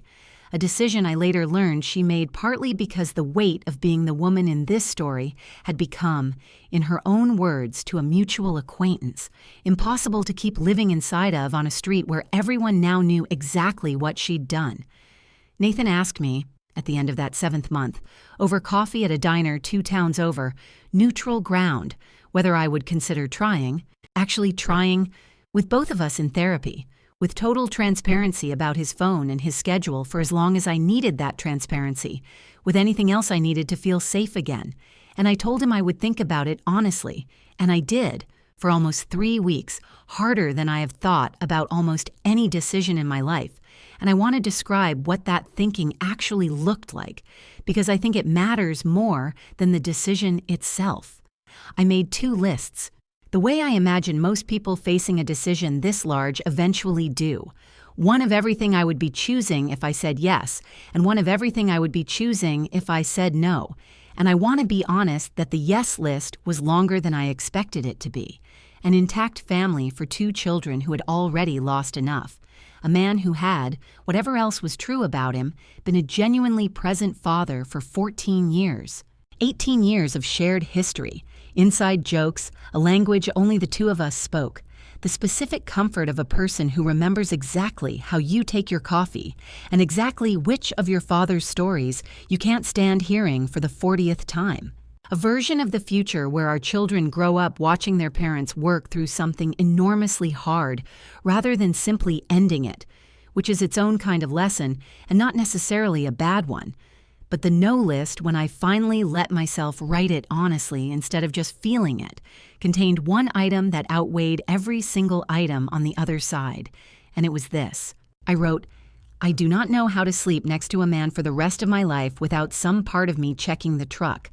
I do not know how to hear the words fishing trip or storage unit or Friday night for the rest of my life without my whole body remembering 3 years of exactly what those words actually meant. And I do not know how to build a second half of my life on top of a version of trust that has to be rebuilt from absolute zero, watched and verified and checked for years, because I am not willing to spend the back half of my one life as a woman keeping quiet, permanent watch over a man who already proved, over 3 specific years, exactly how good he is at making sure I never had to.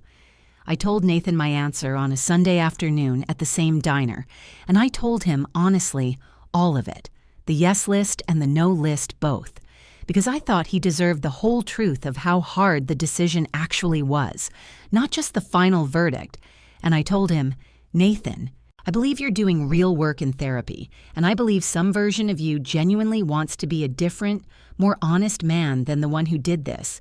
and I hope you become him for your own sake and for our children's sake.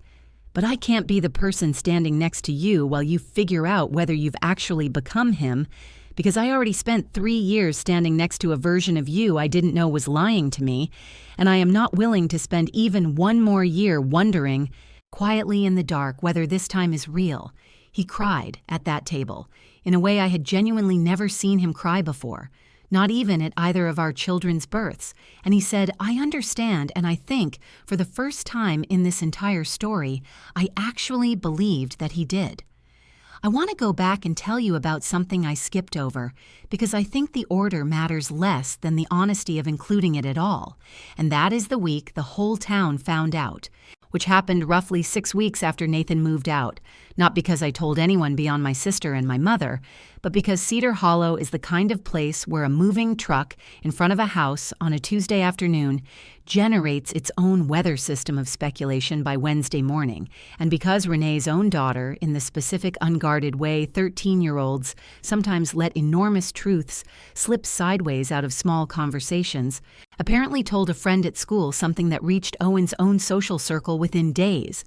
And by the following weekend, I understood, from the particular quality of the looks I was getting at the grocery store, that the broad outline of what happened, if not every precise detail, had become common knowledge on our street and well beyond it. I want to be honest about how that felt, because I think people assume the town finding out would have felt purely humiliating. And it was humiliating for about a week in the specific way that comes from imagining strangers at the pharmacy counter picturing your husband's truck parked 4 houses down the street on a Friday night. But it shifted, faster than I expected, into something else entirely, something closer to being held, actually, by a town I had lived in for 16 years and taught the children of for 11. Women I barely knew beyond a nodding acquaintance at school pickup started leaving things on my porch. A casserole, a bottle of wine with a sticky note that said you didn't do anything wrong. Once, memorably, an entire lasagna from a woman named Carol Ann, whose own daughter I had taught 4 years earlier, and who told me, handing it over at my front door with her own eyes wet, my first husband did something similar to me 20 years ago, and nobody brought me a lasagna. And I promised myself if I ever heard about it happening to somebody else in this town, I'd be the one who did. Mr. Hendricks, the principal at Lyndale Elementary, where I've taught for 11 years, called me into his office the week the story broke more widely. And I remember walking in braced for some version of a difficult conversation about professionalism or optics,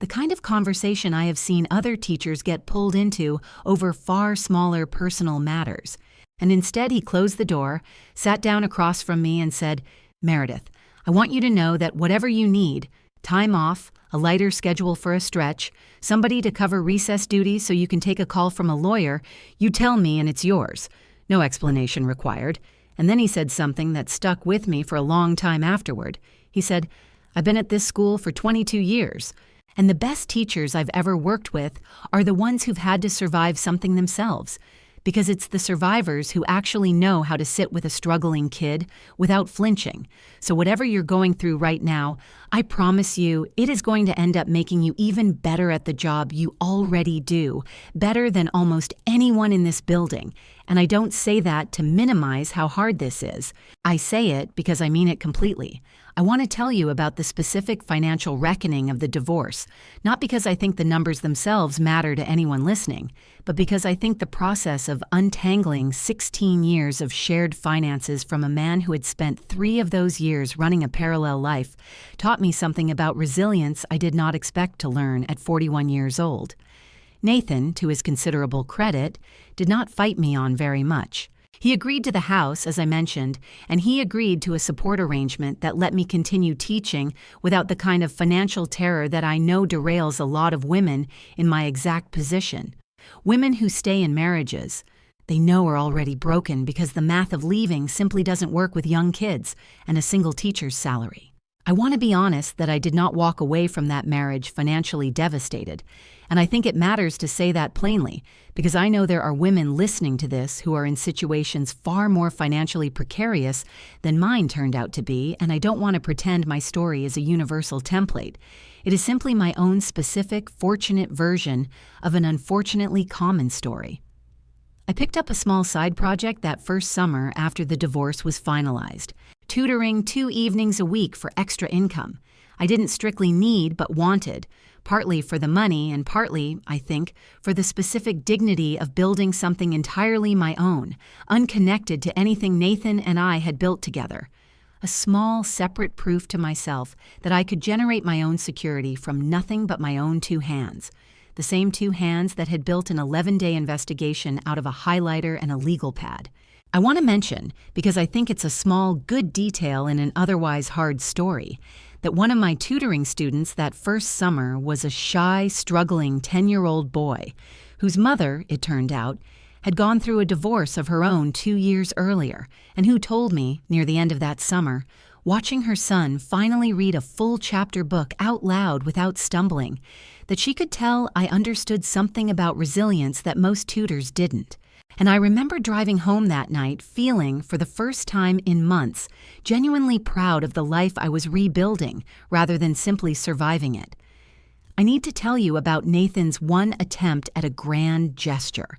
because I think it's an important part of the story, and because I think it illustrates something true about how a person can do real, genuine therapeutic work and still, occasionally, reach for the same old instincts under pressure. About 9 months after he moved out, a few weeks before our divorce was finalized, Nathan showed up at the school on a Friday afternoon at dismissal with a bouquet of flowers, the kind of gesture that would have delighted me at 25 and mortified me at 41, standing in a parking lot full of parents and children and colleagues, and asked, in front of at least a dozen witnesses, if we could talk about trying again, one more time,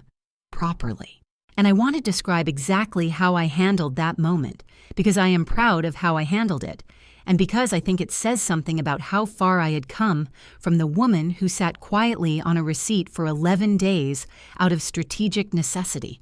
I did not yell at him, and I did not accept the flowers, and I did not have the conversation he wanted to have in that parking lot. I said calmly, in a voice pitched only for him,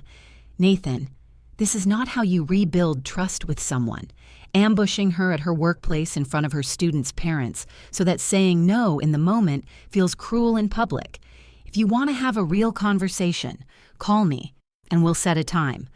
Like 2 adults. But I need you to understand that showing up like this tells me something important. It tells me that some part of you still believes a big enough gesture can shortcut the actual, boring, unglamorous work of rebuilding trust. And that instinct, Nathan, that exact instinct, is a smaller version of the same instinct that let you believe, for 3 years, that careful staging and good timing could substitute for honesty.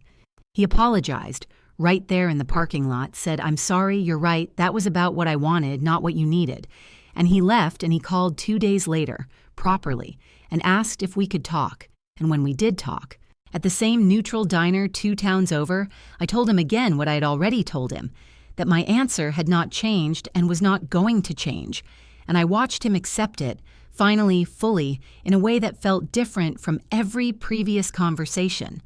less like a man negotiating and more like a man finally actually grieving something he understood was over.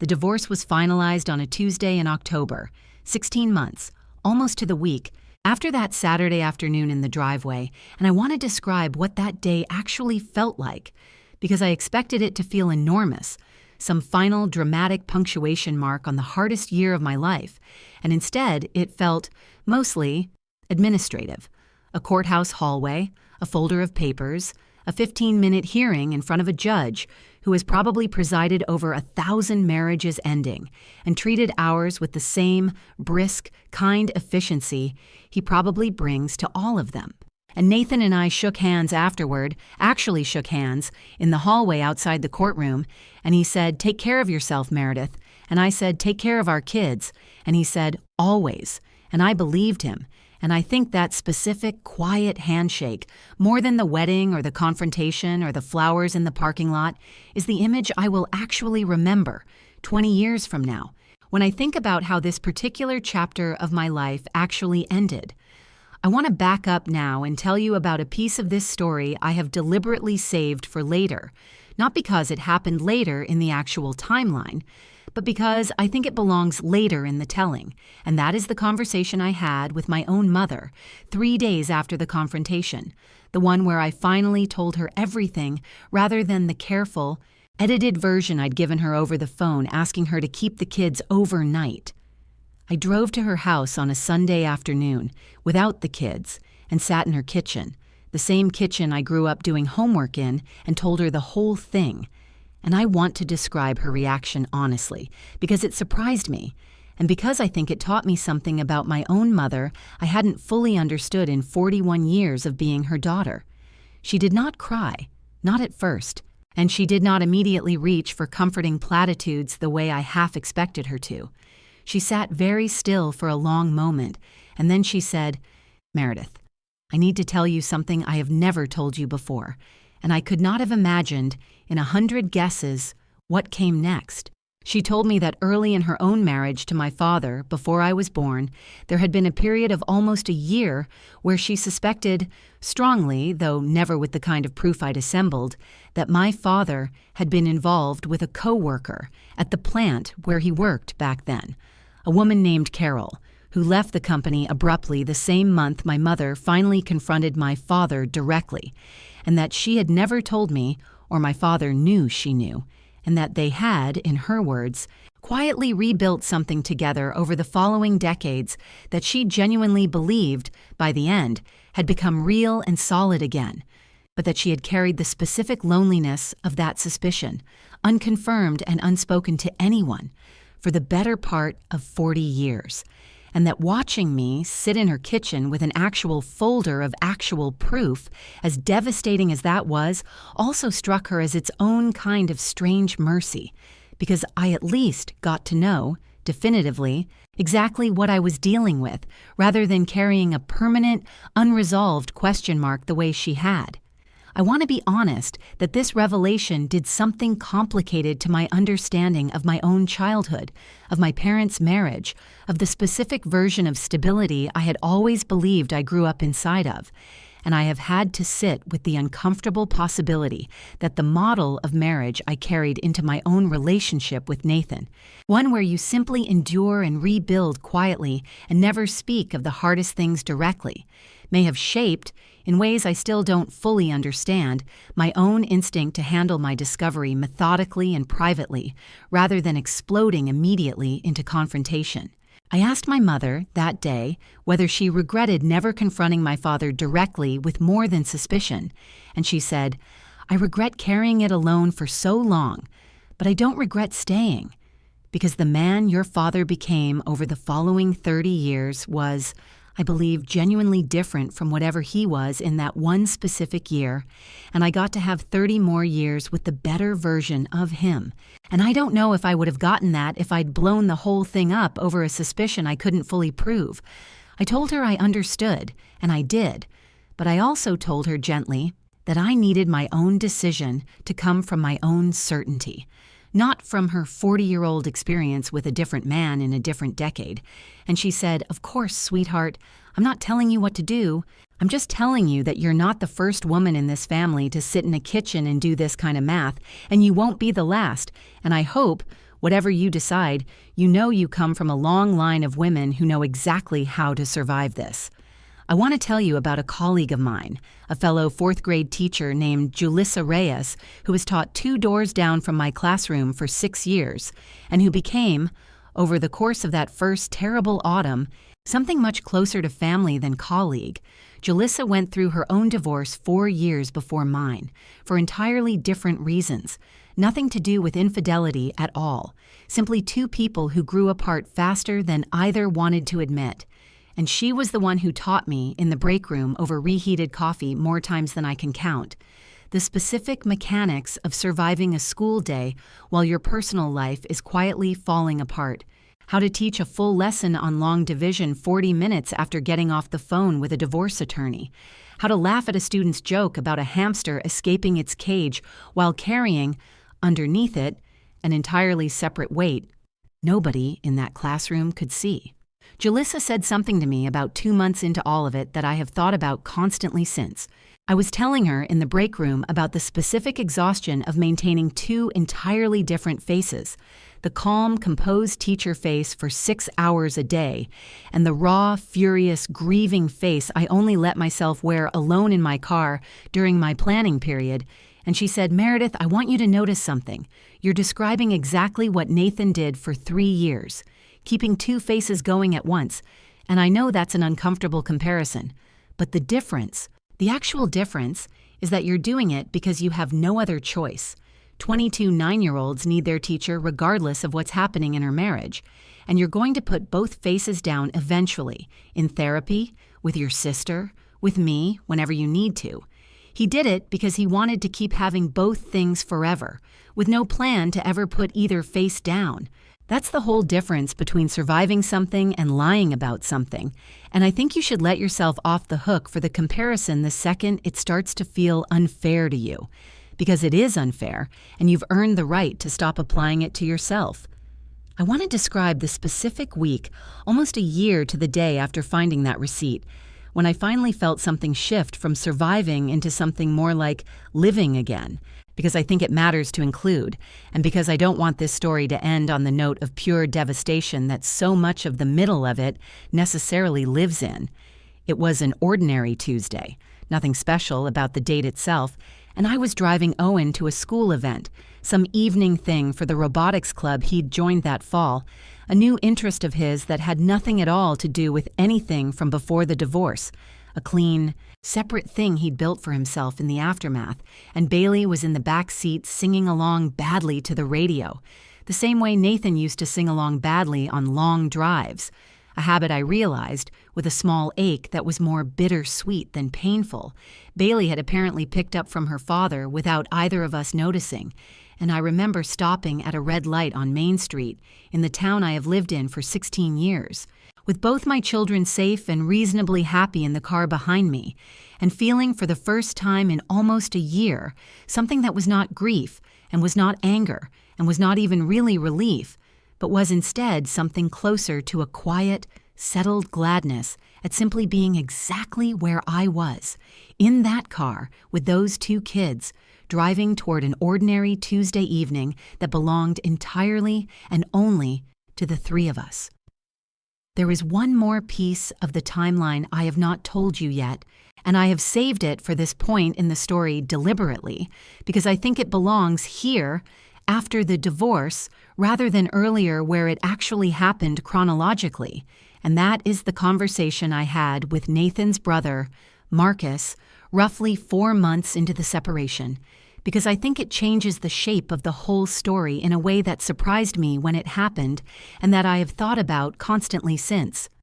Marcus Hart is 3 years younger than Nathan, lives in Millridge, the same town where I met Nathan all those years ago in that hardware store parking lot, and he had let Nathan stay with him those first difficult months after moving out of our house, the same brother whose guest room Nathan had packed his duffel bag for on the night of the confrontation. Marcus called me himself, which surprised me about 4 months in, and asked if I would be willing to meet him for coffee, just the two of us, and I almost said no, assuming it would be some version of a defense of his brother I did not have the emotional bandwidth to sit through, but something in his voice on the phone made me say yes instead, and I am glad I did.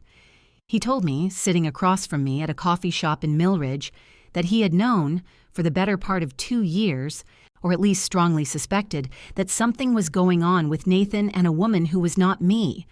because Nathan had, on more than one occasion, made comments to him, late at night, after a few beers, comments Marcus described as the specific kind of half-confession men sometimes make to their brothers when they want absolution without actually asking for it directly, and that he had never told me and had never confronted Nathan directly about it either, and that he had spent 4 months since the divorce papers were filed, wrestling with a guilt he did not know how to resolve. The guilt of a person who suspected something devastating happening to someone he genuinely cared about and said nothing, out of some combination of not wanting to believe it fully himself and not wanting to be the brother who blew up his own sibling's marriage over half-formed suspicions that might, he told himself at the time, be nothing more than a man venting frustration he didn't actually mean to act on. I want to describe how I felt hearing that, because it added a new, complicated layer to an already complicated grief. I was angry, briefly, genuinely angry, at the idea that someone in Nathan's own family had carried even a partial version of the truth for 2 years, while I remained completely in the dark, and I told Marcus that, honestly, sitting in that coffee shop, and he did not defend himself. He simply said, "You're right to be angry, Meredith, and I've asked myself constantly whether I owed you a phone call I never made, and I don't have a good answer for why I didn't make it, except that it's a genuinely terrible thing to call your brother's wife and tell her you suspect he's cheating based on drunk comments that might mean nothing." And I kept telling myself that if it was really happening, you'd find out on your own eventually, which I understand now, saying it out loud to you, is exactly the kind of comfortable excuse that let this go on 3 years longer than it needed to. I told him, after sitting with it for a moment, that I appreciated him telling me the truth now, even 4 months too late to change anything, because it confirmed something I had already begun to suspect on my own, which was that Nathan's affair had not existed in a perfect vacuum of secrecy the way I initially assumed, that it had, in fact, brushed up against other people's awareness at various points over 3 years. Owen's 7th grade lunchroom observation, Gary's vague unease about the fishing trips, and now this. Marcus's half-knowledge carried silently for 2 years, and that the accumulated weight of all those small, separate, almost tellings taught me something important about how deeply a community, even an unwitting one, can become quietly complicit in protecting a secret nobody directly chose to protect, simply through the accumulated weight of everyone's individual reluctance to be the one who said something first. Marcus asked me, near the end of that coffee, whether I could ever forgive him specifically, separate from whatever I decided about Nathan, and I told him yes, actually, more easily than I expected to, because I understood the specific bind he'd been in, loving his brother, not wanting to believe the worst, not having proof, not wanting to be the one who detonated something based on half a conversation over beers. And I told him, "Marcus, you're not the one who did this to me, Nathan is, and I think it's possible to hold you accountable for a smaller failure of courage, without holding you responsible for the actual betrayal. And I think I've had to learn that same distinction about a lot of people this year, Gary. My own mother's 40-year-old silence about my father, even myself in certain lights, that there's a real difference between the person who commits a betrayal and the people around him who fail, in smaller, more human ways, to stop it in time. I want to tell you now about the anniversary that would have been, because I think it is one of the strangest, most specific griefs I experienced during that first year, stranger in some ways than the divorce itself. Nathan and I would have celebrated our 16th wedding anniversary that September, the same month we married in my parents' backyard under a rented arch of white fabric. And I remember the date arriving, a Tuesday, an entirely ordinary Tuesday by the calendar, and feeling a grief so specific and so unexpected that it nearly knocked the wind out of me, standing at my own kitchen counter, making coffee. I had not planned for that date to matter. I had, if anything, expected to feel relief at watching an anniversary pass that no longer required any recognition at all. Instead, I found myself standing at the counter with my hand pressed flat against the cool granite, remembering, against my own will, the specific weight of Nathan's hand in mine at the altar, the specific way my father's voice cracked during his toast, 16 years of a date that had meant something enormous and was now simply a Tuesday like any other. And I understood, standing there, that grieving a marriage is not a single clean cut. It is a long series of small, specific dates that keep arriving on the calendar long after the marriage itself has ended, each one asking you to grieve the same loss over again in a slightly different shape. I called Dr. Ferris that same week, an unscheduled call, something I had never done before, and told her about standing at the counter, and she said something that has stayed with me since. She said, "Meredith, anniversaries are not a sign that you're failing to move on. They're proof that the thing you're grieving was real. 16 years of a real marriage does not simply evaporate because it ended badly, and the grief you feel on that date is not a setback. It's actually a kind of honesty, an acknowledgement that something genuinely mattered before it broke. And I think people who skip past that honesty, who insist to themselves that an ended marriage meant nothing at all in order to protect themselves from feeling its loss, end up carrying a much heavier, much more confused grief later, because they never let themselves properly mourn the parts that were real alongside the parts that were a lie. I want to describe, honestly, the first time I considered the idea of dating again because I think it surprised me with how complicated it felt, more complicated even than the divorce itself in certain ways. It was almost exactly a year after the confrontation, and a colleague at school, well-meaning, kind, had mentioned, gently, that her husband had a coworker, recently divorced himself, decent, funny, no children of his own, who she thought I might genuinely like. And I remember the specific wave of panic that moved through me at the mere suggestion, not because I did not want companionship eventually, but because some deep, unhealed part of me immediately translated the idea of a new relationship into a new vulnerability, a new truck to eventually not trust, a new set of Friday nights to eventually wonder about. And I told my colleague, kindly but firmly, that I appreciated the thought but wasn't ready, and I meant it completely. And I want to say, for anyone listening who is earlier in this exact process than I am, that there is no required timeline for being ready again, and that the specific terror of imagining trust as something you have to rebuild from absolute zero with an entirely new person is a real, legitimate feeling that deserves patience rather than a deadline. There was one more twist in this story that I have deliberately saved for near the end, because I think it belongs here, in the reckoning, rather than earlier in the strict chronology, and because it is the piece of the whole ordeal that tested my composure more than almost anything else, including the original discovery itself. About 14 months after the divorce was finalized, I received a message, out of nowhere, on an old social media account I barely use anymore, from Renee Kowalski, the first contact of any kind since our conversation on that park bench nearly 2 years earlier. The message was long, longer than I expected, and I want to describe what it said honestly, because I think it revealed something I had not fully understood about her, or about the whole affair, until that point. She wrote that she was doing well, that she and Ashlyn had built a genuinely good life in their new town, that Ashlyn was thriving in a new school, and then she wrote something I did not expect at all, which was that she had recently learned, through a mutual acquaintance from Cedar Hollow, that Nathan had begun seeing someone new, a woman from 2 towns over, and that hearing this had unexpectedly hit her harder than she anticipated, and that she was writing to me of all people,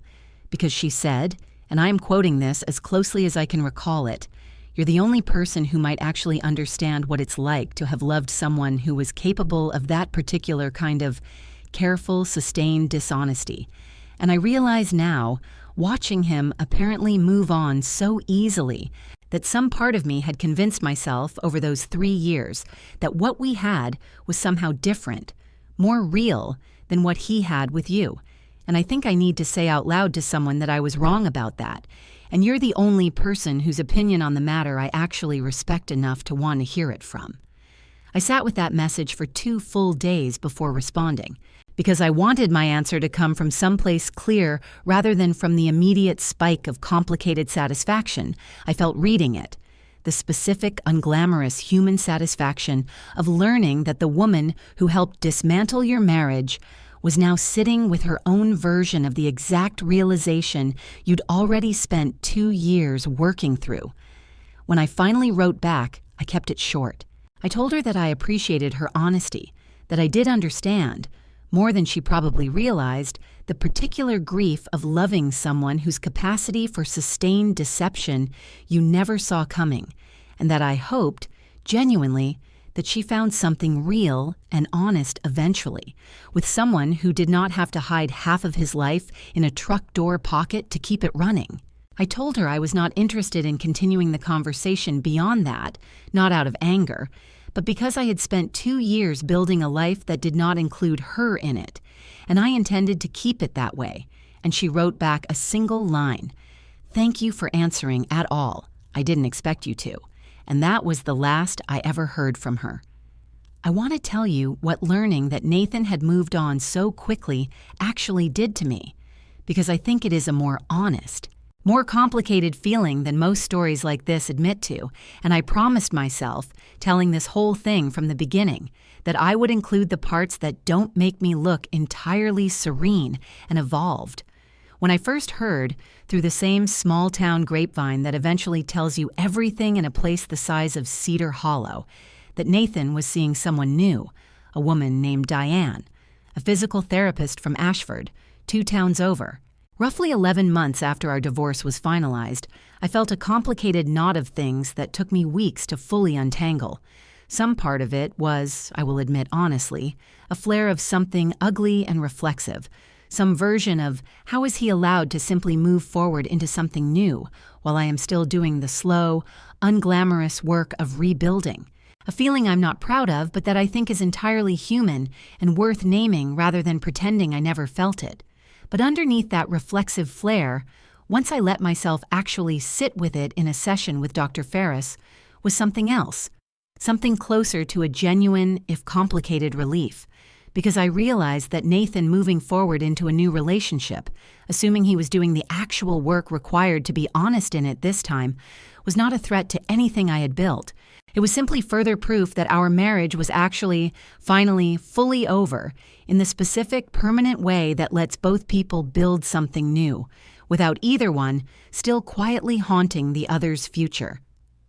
Dr. Ferris said something that helped me settle into that feeling more completely. She said, "Meredith, the version of you that's threatened by his moving on is the same version that spent 3 years unknowingly measuring her own worth against a comparison she didn't know existed. The version of you that's actually healed is the version that can hear this news and think mostly about her own life, her own kids, her own Tuesday evening drive with the radio on. And I think, hearing that, more months out from the divorce than I could easily count anymore, that I had actually arrived at something closer to the second version than I expected to have, this early in the process. I want to describe, honestly, the eventual conversation I had with Nathan about Diane, because I think it matters to the whole shape of the story. He called me several weeks after I'd already heard through the grapevine and told me himself, awkwardly, clearly nervous about how I would receive it, that he had started seeing someone and that he wanted me to hear it from him rather than from anyone else. And I told him honestly that I already knew and that I appreciated him telling me directly regardless. And I asked him, because I genuinely wanted to know, whether he had told her, fully and completely, about what happened with Renee, not some softened version, and he said yes on the second date actually, because his therapist had specifically pushed him to lead with full honesty this time, rather than let a new relationship build on the same foundation of careful omission that destroyed the last one. And I told him, and I meant it, I hope that's true, Nathan, for her sake and for yours. And I hope you've actually become the man who can sustain that kind of honesty for longer than 3 good months, before old habits creep back in. And he said, I hope so too, Meredith. I really do. And for what it's worth, I think about what I did to you and to our kids every single day. And I don't say that looking for forgiveness. I say it because I think you deserve to know it actually changed something permanent in me, even if it changed it about 3 years too late to matter to us. I want to go back one more time to the truck itself, because I think I owe you the full accounting of what eventually happened to it, since it is the object this entire story turns on, and because I think there is something almost unbearably ordinary about how it finally left our life, given how enormous its contents once felt sitting in that driveway. Nathan traded the old Ford in about 5 months after the divorce for a newer truck, a practical, unremarkable decision he told me about only because our son happened to mention it.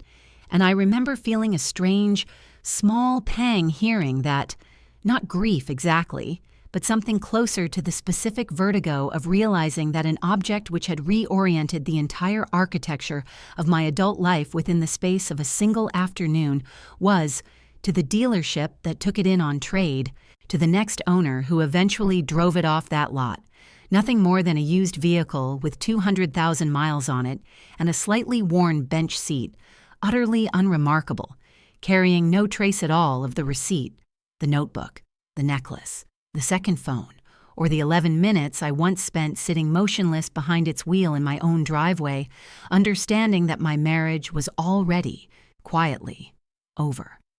I kept the necklace, actually, the small gold oak leaf pendant I found tangled under the passenger seat that first Saturday, which I recognize is an odd thing to admit,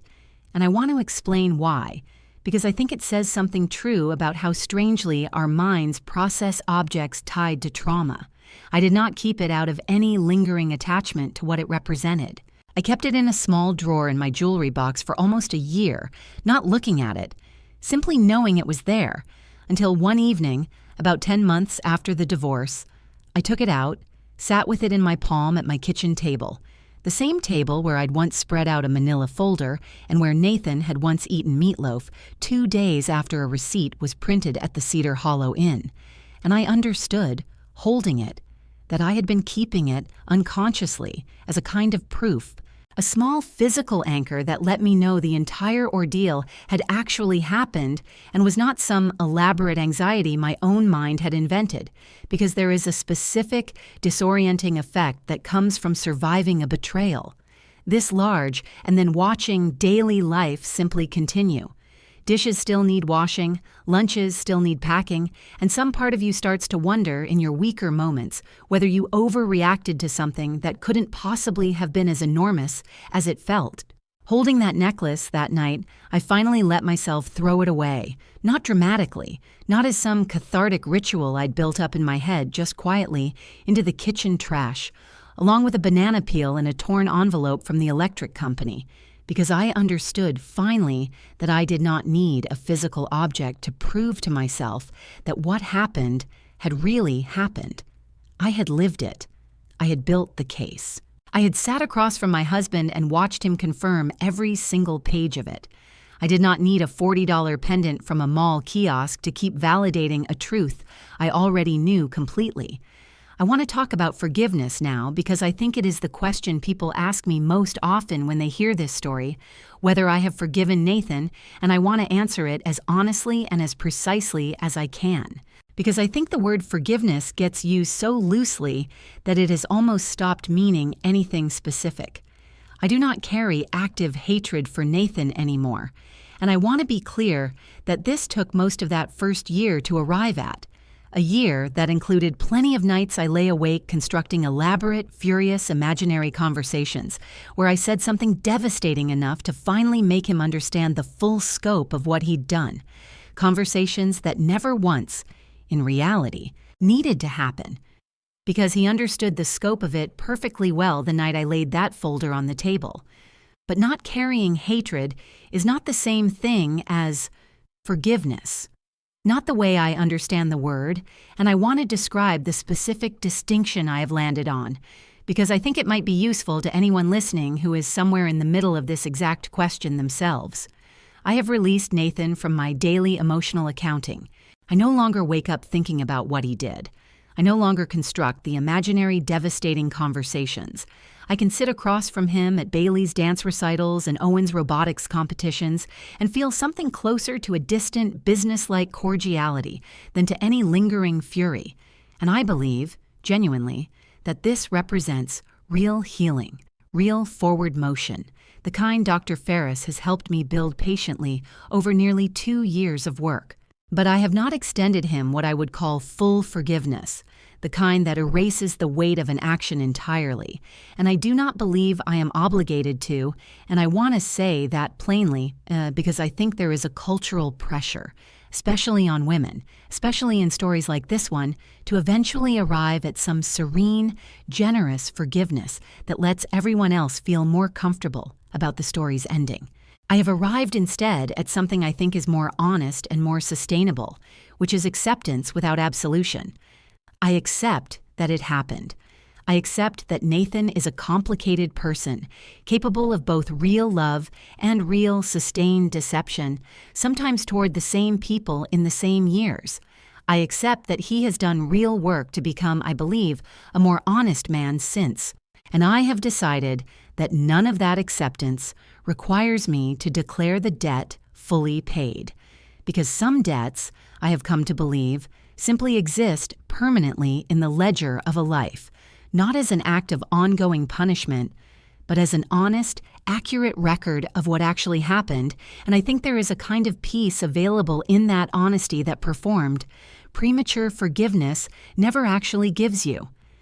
I want to describe what I have learned, specifically about the mechanics of deception, because I think this is the part of the story that might actually be useful to someone listening beyond simply the emotional catharsis of hearing how it all turned out.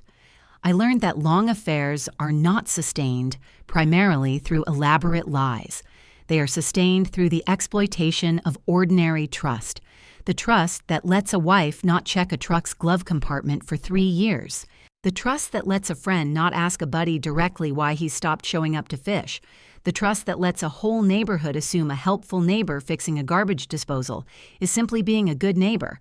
I learned that the specific infrastructure of small-town life, the same infrastructure that makes a place like Cedar Hollow feel safe and connected, a storage unit 6 years old and forgotten, a standing Friday fishing tradition, a genuinely helpful reputation earned over years, can be quietly repurposed into camouflage, not because the town itself failed, but because deception, when it's patient and unhurried, is extremely good at wearing the exact shape of whatever ordinary life surrounds it.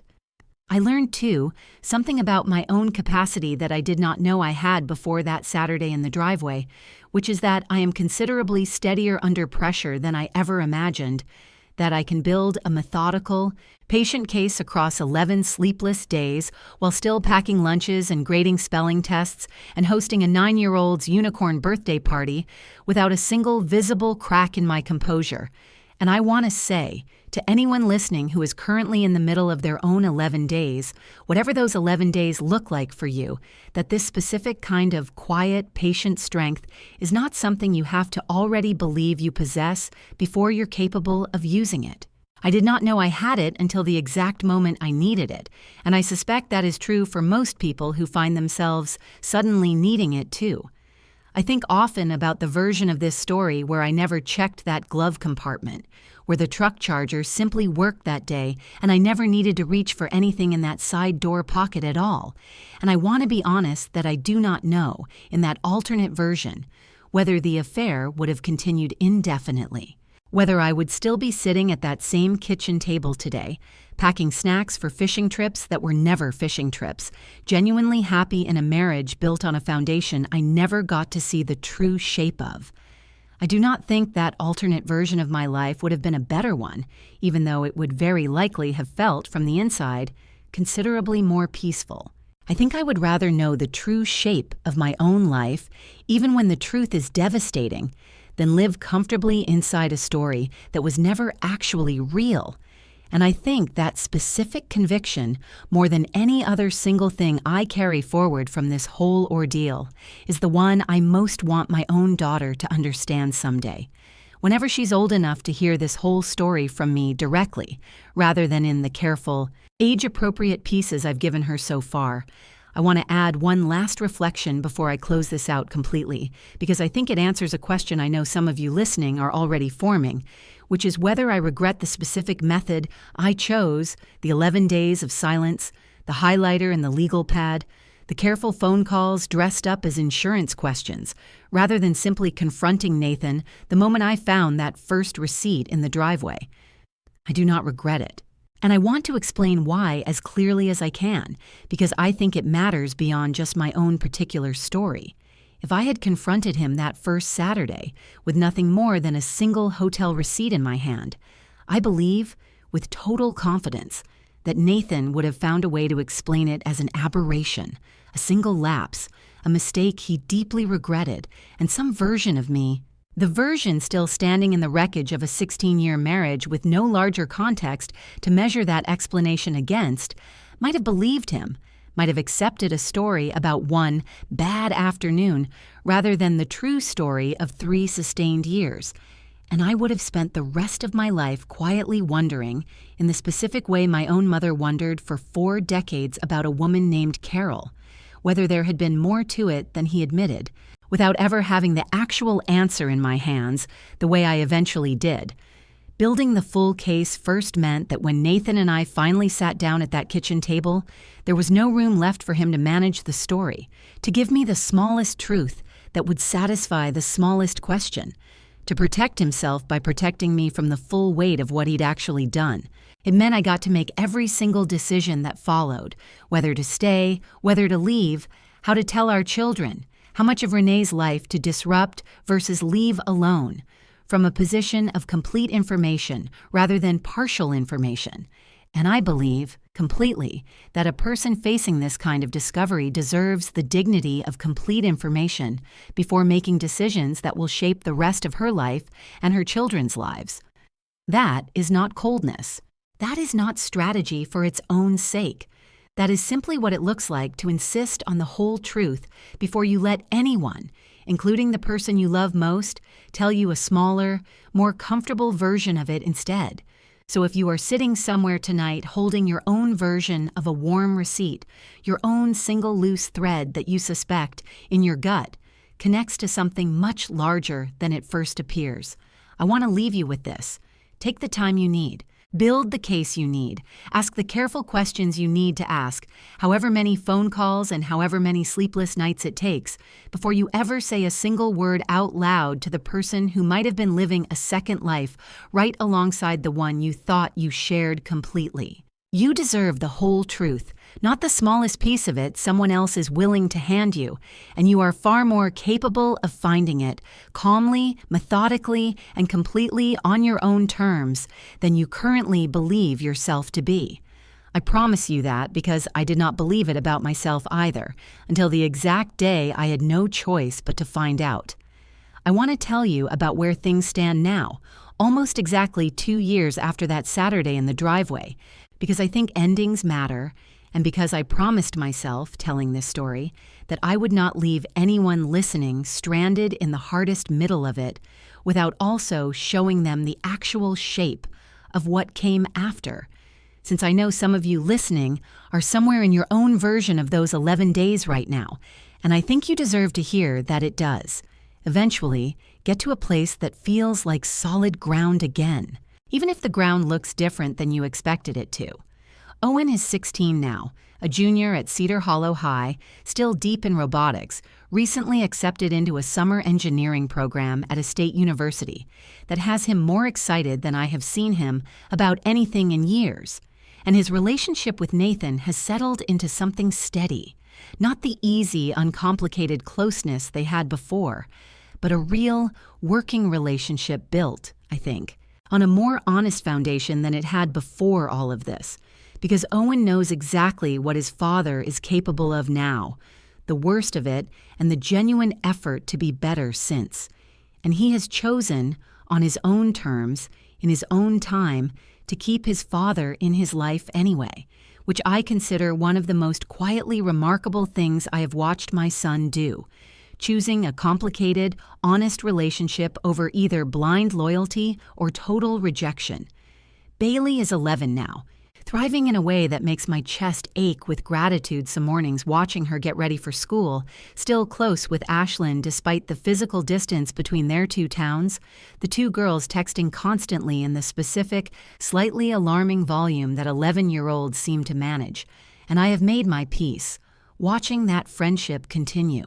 with the fact that children are frequently far more capable of separating an adult's choices from an adult's child than the adults around them expect them to be. Bailey still draws, occasionally, though the drawings have changed, less about who loves her and more, lately, about her own increasingly serious ambition to become a marine biologist, an entire wall of her bedroom now covered in hand-drawn dolphins and sea turtles that have nothing at all to do with the hardest year of her family's life, and everything to do with a 9-year-old, now 11-year-old, simply continuing to grow into whoever she was, always going to become, regardless of what her parents did or didn't survive. I still teach at Lyndale Elementary in the same classroom, and I want to tell you that the 11 days I spent quietly building a case against my own husband taught me something I now bring, consciously, into that classroom every single day, which is a very specific, hard-won patience with the parts of a problem that are not yet visible, an ability to sit with an unresolved situation, a struggling reader, a child acting out for reasons no one has yet identified, without needing to force it toward a premature resolution just to relieve my own discomfort with not yet knowing the full shape of it. Mr. Hendricks was right that day in his office when he told me this would end up making me better at the job, and I did not fully believe him at the time, grieving as I was, but I believe him completely now. I still see Dr. Ferris, though only once every 6 weeks or so now instead of weekly, and I consider that specific downgrade in frequency one of the quiet, unglamorous victories of the last 2 years, not because I no longer value the work, but because I no longer need it at the intensity I once did, which is its own kind of proof that healing, unlike affairs apparently, actually does have a natural, honest trajectory toward less rather than more. I have not, as of the telling of this story, begun dating again, though I want to be honest that the total reflexive panic I felt at the mere suggestion a year ago has softened considerably into something closer to a calm, unhurried curiosity about what it might look like eventually, whenever eventually actually arrives, and I have stopped treating that absence of urgency as a problem to be solved, and started treating it instead as simply where I currently am, which I think is its own small, important piece of healing, learning to stop measuring your own recovery against an imaginary timeline. Other people, or the version of yourself from before all of this, might expect you to be keeping. I want to end this story the way I think it deserves to end, not with a dramatic flourish, because I do not think dramatic flourishes are actually true to how ordinary people survive extraordinary betrayals, but with the single image that I keep returning to out of everything I have told you as the truest distillation of where I actually am now. It is an ordinary Sunday morning, recent a few weeks ago, and I am standing in my own kitchen, the same kitchen with the same table, where a folder once sat open with 3 years of my husband's secrets spread across it, and I am making pancakes, badly, the way I always have, while Bailey sets the table and argues with Owen about whose turn it is to choose the music, and the radio is playing something neither of them actually likes, and the sun is coming in through the window over the sink at the exact angle it comes in every single Sunday morning in late spring, and I remember thinking, standing there, spatula in hand, that this, precisely this, ordinary, unremarkable, entirely mine, is what I actually fought 11 days and 2 years to get back to. Not vengeance, not vindication, just an ordinary Sunday morning in a kitchen that finally, fully, belongs only to the truth. I think about the receipt sometimes still, that single warm slip of paper in a cup holder that changed the entire shape of my adult life in the space of one Saturday afternoon. And I think about how strange it is that something so small, so easily overlooked, so nearly missed entirely if I had simply borrowed my sister's charger that day instead of reaching into my husband's truck, ended up being the exact thread that unraveled 3 years of a life I never knew I was living alongside my own. I do not know what would have happened if I had never found it. I do not know how much longer those Friday nights would have continued, how many more house occasions would have been added to that notebook, how much longer I would have gone on packing trail mix for fishing trips that were never fishing trips at all. I only know what actually happened, which is that I found it, and I did not look away from it, and I did not rush to react to it before I understood its full shape, and I built quietly and alone the exact case I needed to finally see my own life clearly. And I want anyone listening who is holding their own version of that warm receipt right now, whatever object or moment or half-glimpsed truth is currently sitting in your own hands demanding to be understood, to know that you are more capable than you currently believe of finding out the whole truth, and that the whole truth, however devastating, is always, always more survivable than the specific, permanent unease of a lie you can feel but cannot yet prove. If this story moved you, if you have ever had to build your own quiet case out of a single loose thread, or if you simply believe that the truth, however hard it is to hear, is always worth finding, I would love for you to stay with me a little longer. Subscribe to this channel for a new true story of betrayal, discovery, and the specific hard-won strength it takes to choose honesty over comfortable silence. Uploaded every single day. And if you made it all the way to the end of this one with me, tell me in the comments the exact moment in this story that hit you hardest, because I read every single one, and I promise you, whatever you are carrying tonight, you are not carrying it as alone as it currently feels. I want to add a few more things before I let this story rest, details I kept circling back to as I put all of this into words, because I think a story like this one is never quite as tidy as the ending makes it sound, and I want to honor that untidiness rather than smooth it away for the sake of a cleaner narrative. I think often about Deb, the storage facility manager, who called me herself out of nowhere, about 8 months after she first handed me those gate logs over a cup of burnt office coffee. Just to check in, she said, because she had thought about me more than she expected to in the months since, and she told me she had seen enough of these situations over 11 years running that facility, storage units rented for reasons that had nothing to do with furniture, to recognize exactly what she was looking at the day I asked for those records, and she said she hoped I knew that handing them over without a single question was the smallest thing she could do,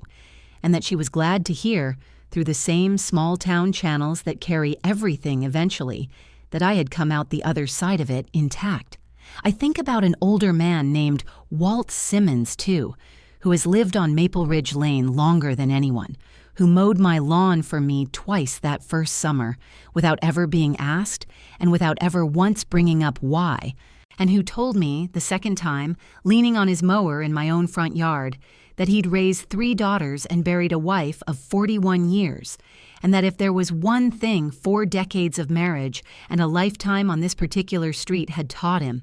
it was that the strongest people he'd ever known were not the ones who never got knocked down. They were the ones who got back up in full view of a neighborhood that was watching them do it. And he said he thought I ought to know somebody was watching and was proud of what he saw.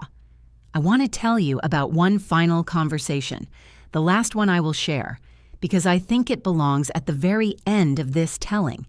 It happened with Julissa in the break room near the 2-year mark, and I was describing to her how strange it felt that the anger had finally, mostly, burned down into something quieter, something closer to a settled understanding than a live wound, and she said, "Meredith, I want you to notice what you just told me. You didn't say the anger disappeared. You said it burned down, and I think that's exactly right. And exactly healthy, because a fire that burns all the way down doesn't mean nothing happened here. It means the thing that needed to burn finally finished burning, and what's left underneath it is just you, still standing in a life that's actually yours now. Built on ground you tested yourself instead of ground someone else told you was solid.